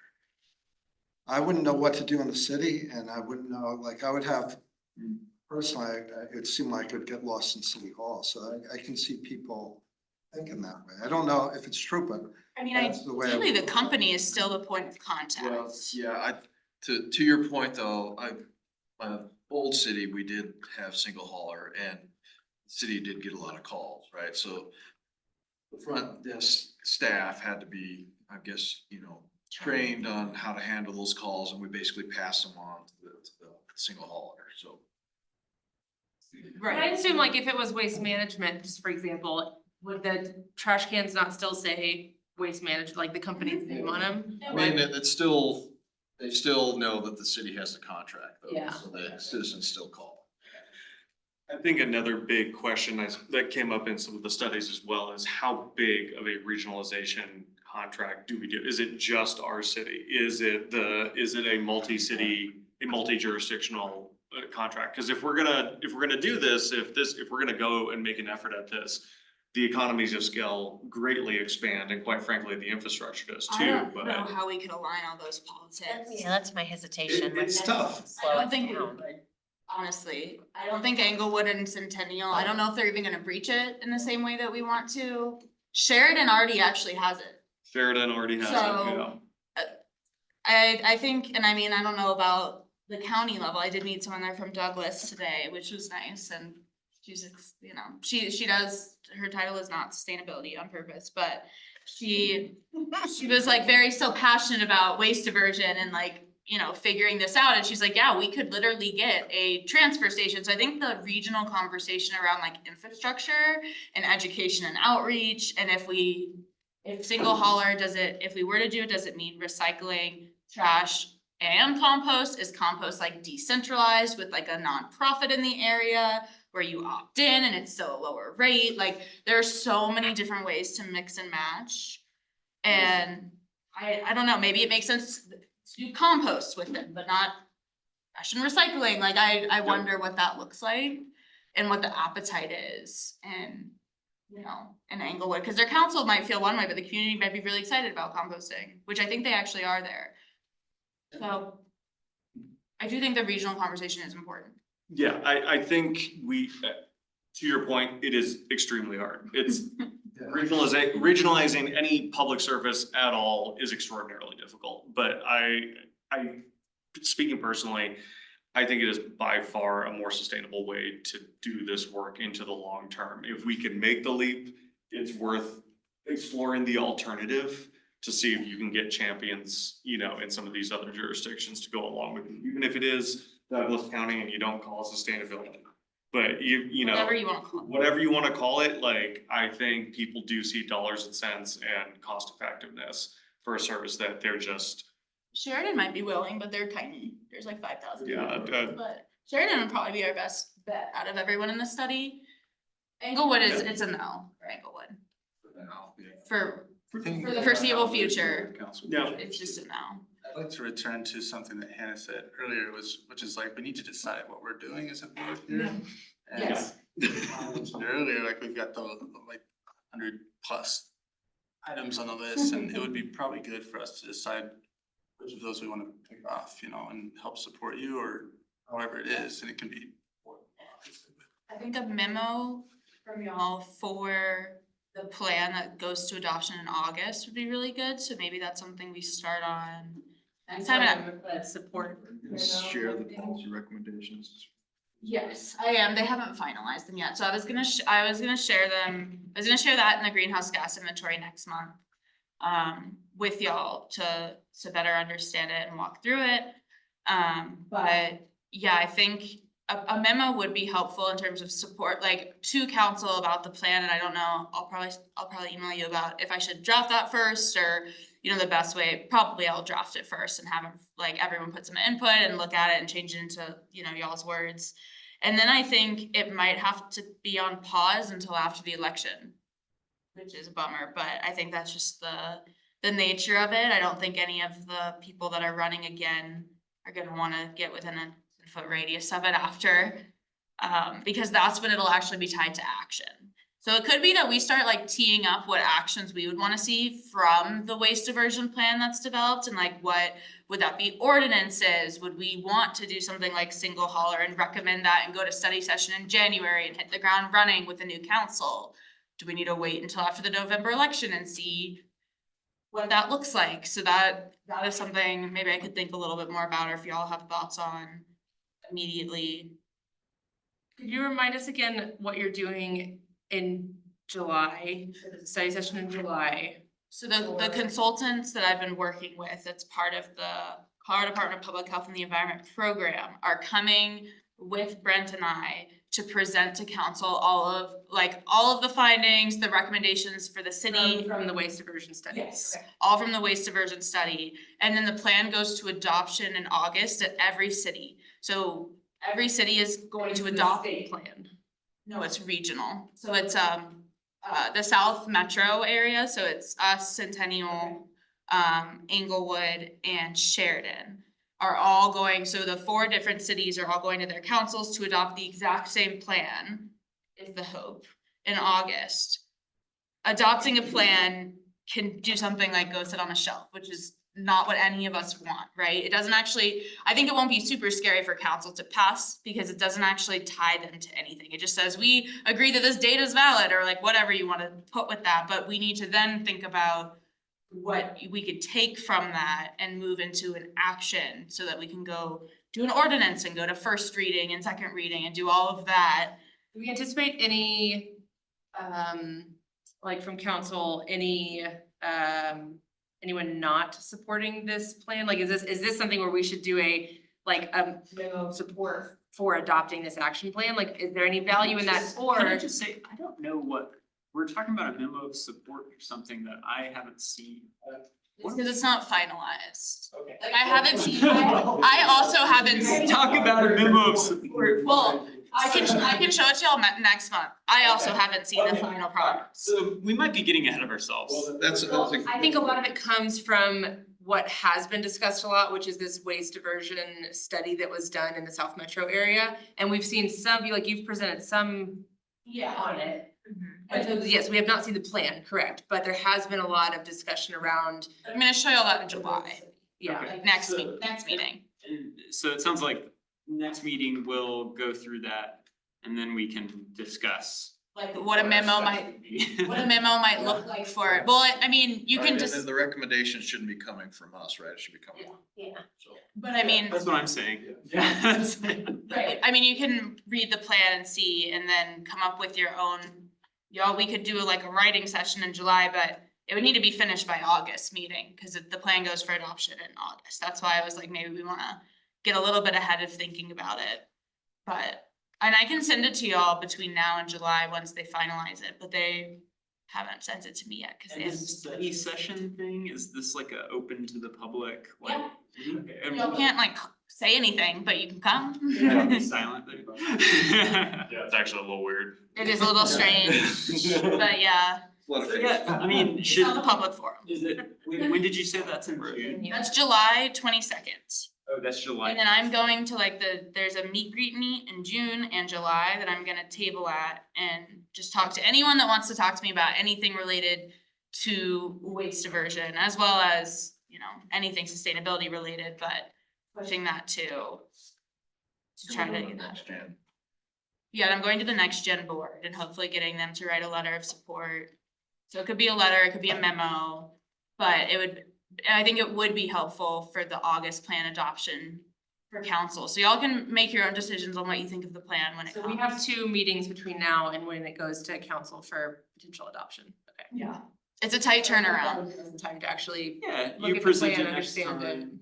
Mhm. We decide, you know, individually if we wanna go to the study session thing. Yeah, you can also watch it online, Yeah. after the fact, during. Yeah, I like the idea of being there and being silenced. Sure, sounds great, right? To be honest too, I don't know if there's any reason for chair from the ESB not to be able to speak on it. I mean, I don't think that's a bad idea. volunteer from the ESB to be at the table with us. Yeah. I looked at you because you know so much about EPR as well, but so will the person the consultant that's with us, so. Yeah, I mean, I feel like for the purposes of the study session, I don't think there's anything that I could provide that like Laura and the consultants would. Yeah. I think it But depends. I'm just, Yes, I think the presence would make council like excited to see a presence from someone on my board. Great. Or all of you, I don't know, I don't wanna make all of you do that though, that wasn't the plan, so. I think that there is an aspect that you all can bring as kind of citizen representatives, that if you were to collect feedback from each other on the outcome of the study, where you anticipate it going next, if you are or aren't excited, or are there parts that you are or are not excited about as part of that study, saying like, this moves too fast, I'd like to see these aspects of it. I think that's actually pretty impactful. Like Laura's kind of there, you know, to talk about what the effects, the ramifications, the implementation of said policies would be. But having someone from the board here kind of be there to give feedback, I think would be valuable. Look, it's not gonna sway my vote, but like it's, But it's- sorry, I'm not trying to you know, minimize it, but I think if there were folks that were nervous about something, especially if regarding regionalization and taking away that kind of personal freedom aspect of it, giving your personal take on it, that's kind of why, you know, that's why you're on a board for the city, right? Yep. Would anyone be excited about that? Then you have to, Well, you have to jump in front of. You don't have to. In front of the. You can the think microphone. about it and let me know. I'm just putting it out there. Conversation when we know a little more about the plan at the Yeah. next. Yeah, why not? In which case, there might be some more excitement, if you will, around like. So why not, like, everyone can sort of, July 22nd, if you're already on vacation, then you know that, but you can see the plan in July, and maybe we can pick someone at the end of that meeting. Because it'll be before the August meeting, so it's like on your radar, it's a We Tuesday. can also decide if we wanna do any kind of. Minimum. If you want to at all. Yeah, if all of you are like, we don't like this, then that's also good feedback, but. Yeah, it's like, it's all within the spectrum of possibility, that's what I want. Kind of a logistical question around the plan, Mhm. since it is one that's being presented to multiple municipalities. Is there a potential that the municipalities adopt different versions? So we technically are. So there are agreed upon regional strategies that they are outlining for us. And that every city hopefully will adopt those as is, but each city has a separate appendix. So there are like 3 or so regional strategies and like 7 to 9 city specific ones. So ours look different than Englewood's, which look different than Sheridan's, which look different than Centennial's. Just based on what we heard at the Way Summit back in January from all of our councils, what we know from digging through our trash, that we all have different trash needs. So you know, like we have more like yard waste opportunities. Yeah. So there are So the plans, like you said, already are different. It's not that the exact same plan is being presented, but there's kind of the regional approaches. right, and all of the like actual things leading up to it, like how they engaged haulers, community, all of that is within it. So it shows the past like 18 months of work, like culminated, which are also still like online right now. I have a QR code, I can send it to y'all if you want, but I can also just send you the link to the website. It's like southmetrowaste.org.com, but it's gonna be a living and website, so it'll be something that people hopefully can go back to. And, you know, continue to like learn and engage with, but it doesn't have the city specific and the regional specific stuff on it, cause they're still writing it. So they're sending it, they're giving it to us in the next like week, and then we review and edit it, and then they have to send it to the state. So because it's like a state, there's a whole process that they go through, so that'll be finalized like June 30th, so y'all get it like fresh in July. And I think they're still tweaking it a little bit in July, and then it'll be like really finalized August 1st, so we can give them maybe little tweaks if we see them in July, but nothing like huge, I don't think. Speaking of July, are we still okay with the 2nd, and have we chosen different dates for, was it September, October? Can't remember. No, I think I think I got an email on my drive. I think our last person completed the doodle poll, Okay. so I can. It was me. I wasn't gonna call her. We're making a list, Andrew. I was so honest of you. That was really. Very honest. She pointed at me. I was not gonna call you out. I actually, It's you. being honest, I forgot which Andrew. You know what? I was not gonna call you out. Behind this wall of Andrews. I was not gonna call you out by any means. For the agenda first day and I saw this doodle poll. Oh no. Oh, no, it's me. It's fine. I need to talk to the city clerk and figure out what other meetings have been scheduled to like get the final dates, but I'll hopefully have that by July so that Is y'all. everyone okay with July 2nd? I know it's close to the 4th, but. No. I don't know if we can really change it Okay. at this point, so we might just be forging ahead with Okay. July 2nd. All right. Let's do it. Okay, great. Let's do it. I think we just kind of have to, we have to like plan, like I'm planning September, October now. Okay. No worries. You know, just because of space availability. Can I make a Yeah, suggestion I'm really not traveling. Okay, all right. So at least 3 of us. for our next meeting? Mhm. So like, we had a couple points today about like, you know, what are our priorities out of the plan that I think some of you all made last year. And I know like for myself, I need to refresh on that. I need to read it again. I haven't read it in like a few months since, you know, before I joined. It's long. You don't read it every night before I bed? don't read it, it's not it's not on my bedside table, but Because you wouldn't. yeah, honestly, it's riveting. But yeah, maybe, you know, what might help us come to some sense of what our priorities are and what we want to contribute to and focus on. You know, I know this trash thing is big. Obviously, I mean, I think obviously we're going to talk about that and have some recommendations on it. But perhaps we all come with like top 5 or some sort of ranking or I don't know. What do you guys think? Like, how could we have a discussion about? I was even gonna ask everyone kind of before we left tonight, is specifically the newer people, because we've talked about it a little bit as a board, but we can always repeat ourselves. About what y'all's priorities are, or where, like, even outside the plan, like, even if it's outside the plan, but generally speaking, like, I know a lot of us say like water's important, waste, so a lot of it is kind of more higher level, like what is the topic of most importance to you? And we still, I mean, we have what? Can I make a quick suggestion?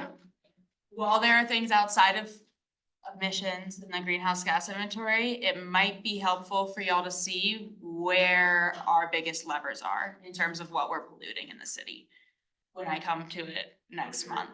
That's a great point. Some data to back. Like if you wanna I'm trying to make data-driven decisions, and I mean, y'all can do what you want, but I would love to figure out how to leverage y'all in a way that makes sense in terms of actually reducing our greenhouse gases. And I mean, that also relates back to like solid waste won't look like there are things that you can't see in that inventory, right? You can't see the piles of waste that are collecting methane in like a different county, right?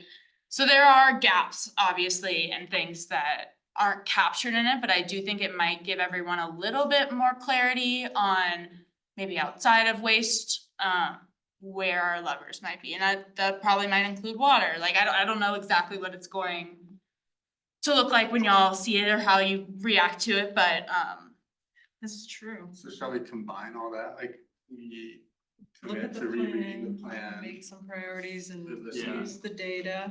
and then maybe in the next couple meetings, we set some structure on what we're doing. Yeah, it sounds like that's more than one meeting I was to. gonna say, so what does July look like then?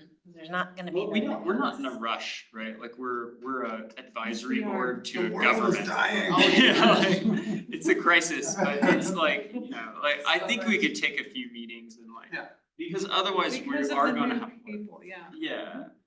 Yeah, and I like that idea, like combining these things. We look at the plan that was made by the previous group, of which some people are still here, and you know, it's a robust plan. There's a lot. You have a lot of data to bring to the Well, table. and you're That helps. hiring a consultant to do a plan. I am. And when does that So RFP that go? updates that plan, right? When does that Yes. RFP go? It would. It takes our, like the ESB's plan, So and plans. it's like it expands upon it, basically. Does it replace it? We're not sure. We can have a discussion about it, but Just be honest with us. I'm fine with it if it is. I would, it's a, Gonna spend more time on it to. I mean, yes. If we're being honest, yes, because it needs to come from, now that we have this data and we can understand these leverage points and how we connect as a region using all of these different strategies and have an expert look at like our risk and climate modeling and doing a wedge analysis and figuring all of these things out, I do think it's gonna show different priorities, but I'm still gonna have whoever our consultant is read a bunch of our city plans, past, current, RFPs for future, so that they can understand how these all connect together. Like, I don't want this to sit on a shelf, I want it to be actionable, and I want it to also be like tangible. I don't want these huge things as the biggest recommendations without breaking down the steps to get there. And so I think that's also what they're gonna help with, on like being able to hone in on where those levers are a little bit more. But I think when I put the RFP out, I'm not gonna put like, I need these categories, right? I'm gonna put the way I want them to do it, the amount of community engagement, what I need help with. And then it could be that I could bring them in once that happens, or I can show you the RFP before it goes to bid and we can talk about what else that looks, I need more help, right? I'm just me. So, anything that y'all could provide for that could definitely be useful. And then having the consultant also like maybe come to a board meeting and talking to y'all about the different like categories and how that works and integrating with transportation master plan. But I do think a lot of your stuff will feed into it and some of it won't. And I can't fully tell you what will and won't because I still need to do a climate risk and vulnerability assessment. I think a lot of the water stuff might not fully fit, is the feeling I get, because not all of it's legal, which I'm also learning as I go. So I think as we learn and grow together, I think I wanna just make sure I'm like transparent. So I don't want y'all to get too deep into your plan just because. So what's the timeline? Like, you gotta put an RFP together and figure it out, and then do the study, and I mean, we're talking a year, maybe, year and a half. Mhm. By the time the RFP goes out. I would say maybe it goes out in like the next 3-4 months. Okay. Or if Goes to out, then you And gotta. then doing the work takes Yeah. Looking first of the year before they're on before they board. start. And then 6 to 8 months to 9 do it. months. So like we have a year, let's say, to work with, which is time that we could spend progressing some goals in the plan that exists before it's, replaced with the next version. So like. Yeah. And we have the greenhouse gas inventory, that's some data. We are members of the community. There's a qualitative piece. Yeah, well, as far as we know. We're gonna do an address. Show you my driver's license if you wanna see it. Everyone's self-reported. Like, yeah, there are pieces of data to put together here. It's not the. Qualitative would be really helpful too. So, yeah, I think we need to decide like where we focus our efforts. I mean, like, I was pumped about that ag thing. I mean, the guy, like, I don't know how we ended up booking Damien last He was month. a professor in my graduate program. Right, but I mean, my point being, why did we book him in the month of, what month was the last? Why did we book him in May to come talk to us? That signaled to me that was a priority. If it wasn't, then why did we do that? And that's not a criticism. It was one of the, I'm kind of going off of the current plan. Yeah, it's not a criticism. I'm saying that to me was a signal that we're like, okay, we need to talk about this. And if that wasn't the signal, then like, what are we gonna? Or maybe it's not a priority anymore.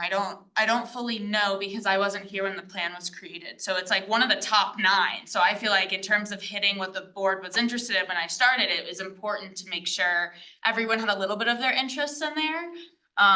But maybe that's no longer the pulse anymore. Maybe it's something we revisit or flesh out into composting or community garden. Like, I don't know exactly. Y'all kind of need to tell me a little bit about And so I your think interest in that. maybe that's what we spend some time on next month Sounds like- is. Well, except hardly anybody's gonna be, so, 2 months, two sessions. okay. We've got time to Yeah. talk about it, yeah. What you bring up is extremely important and very relevant because that strategy is something that you own. I will say the tension, even council members feel this tension, and our job too is the fact that we often carry on things that were not necessarily our priority when we entered that council. And at the same time, look to the next few lily pads to see if that order of lily pads is still what we had anticipated. Trying not to veer wildly off track, but also to your point, are there things that have greater opportunity near in the future? And because quite frankly, our team, our staff here at the city, they can only pivot so much. So I think I understand the tension that you're also reflecting too, is that like, is this the priority? Is this what this group wants to be doing? And that's a very fair question and well worth deliberating on too. I think slightly different. I appreciate what you're saying. My point is slightly different. My point is, what are we using our time to help you and council do? We meet here on a Wednesday night for 2 hours. What are we using our time to do? And I think we could have a discussion, an informed discussion about that. And we could have kind of a roadmap for how we do use our time. The waste thing, obviously a priority. I mean, that's what we talked about most of the night. Like, okay, that's the top priority, I think. Like, that's what I took from this conversation, right? So like, boom, okay, like what, is that the only thing we're gonna focus on for the rest of the year? It could be. Are there 2 other I things? think the climate action plan would be really helpful too, in terms of if you're actually asking me, because you don't have to. But if you are, Yeah. I do think like, in terms of like figuring out like a climate risk and vulnerability assessment will be a pretty big undertaking for me, but I think I'm gonna try and then probably use a consultant for what I can't, get to, but that's like identifying like community hazards, like with the different, we're in 3 counties, so with all the counties and if they have plans. And making sure we understand our risks when we go into a climate action planning process, so we have to take into account fire and flood and like the resilience of like, if we're gonna do a urban garden, right? Are we gonna use the right water,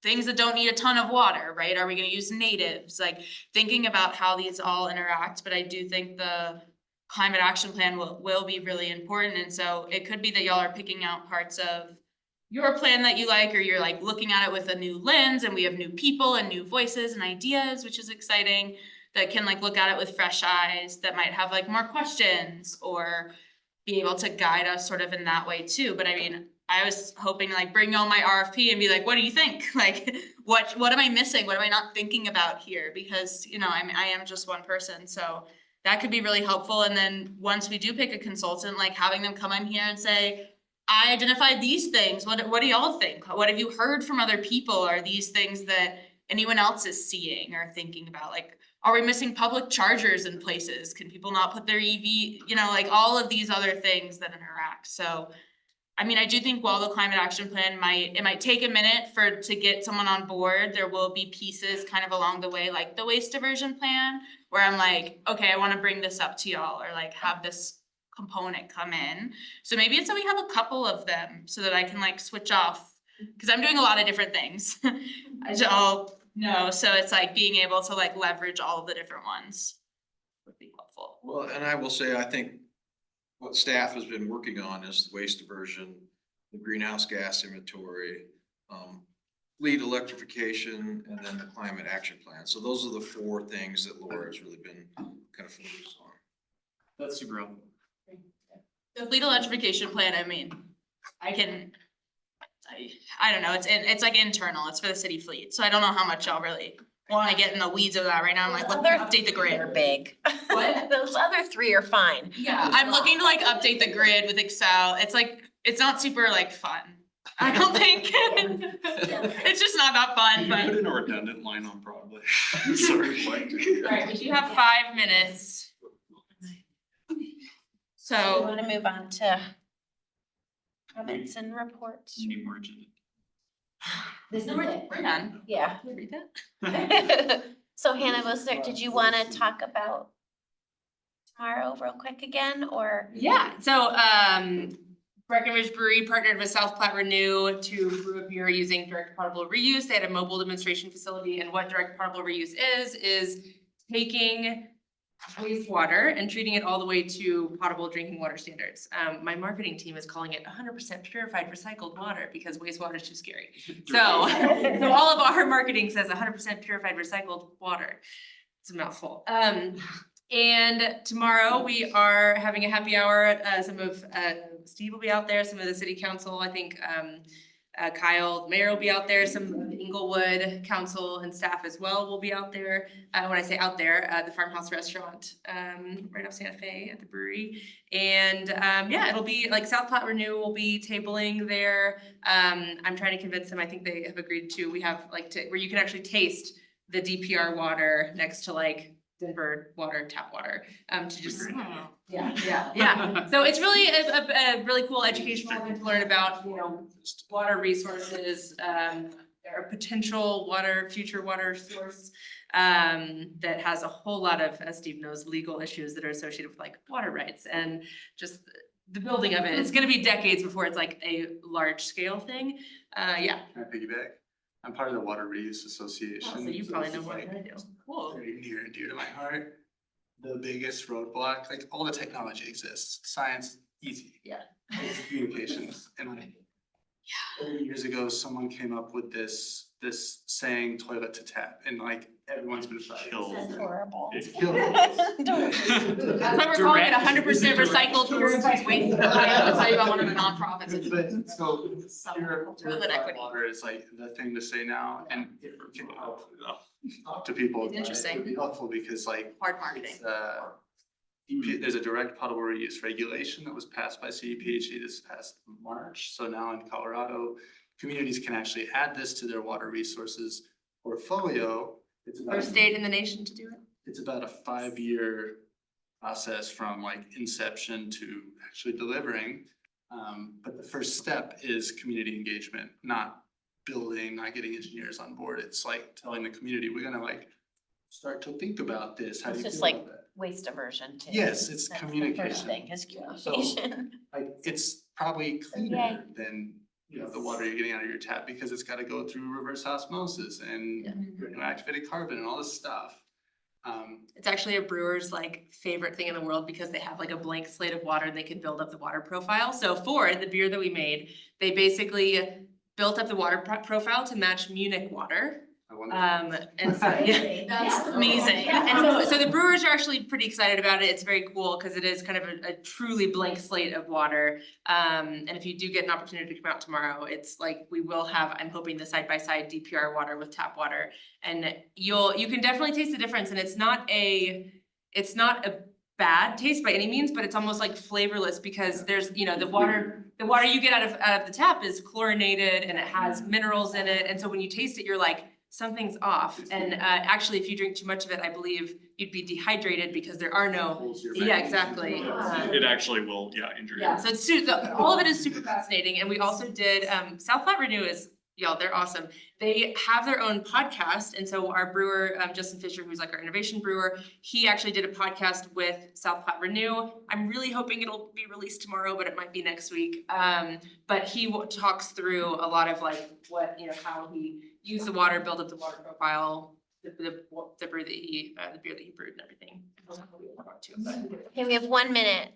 Anything else? Sorry. Farmhouse Restaurant tomorrow, like Okay, 5 got it. p.m.-ish. Fun fact, there are water sommeliers. There are 5 in the country. So I'm not out recently. 5. Just for water. Steve, There's one in anything? Colorado.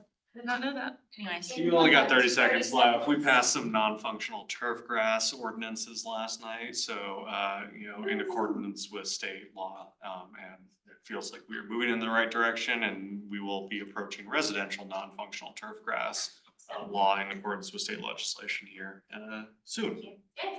Yeah. I'm talking to the codes.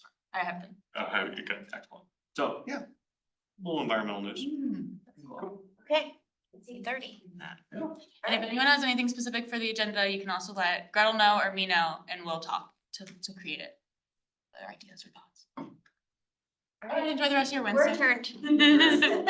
Andrew, you were asking.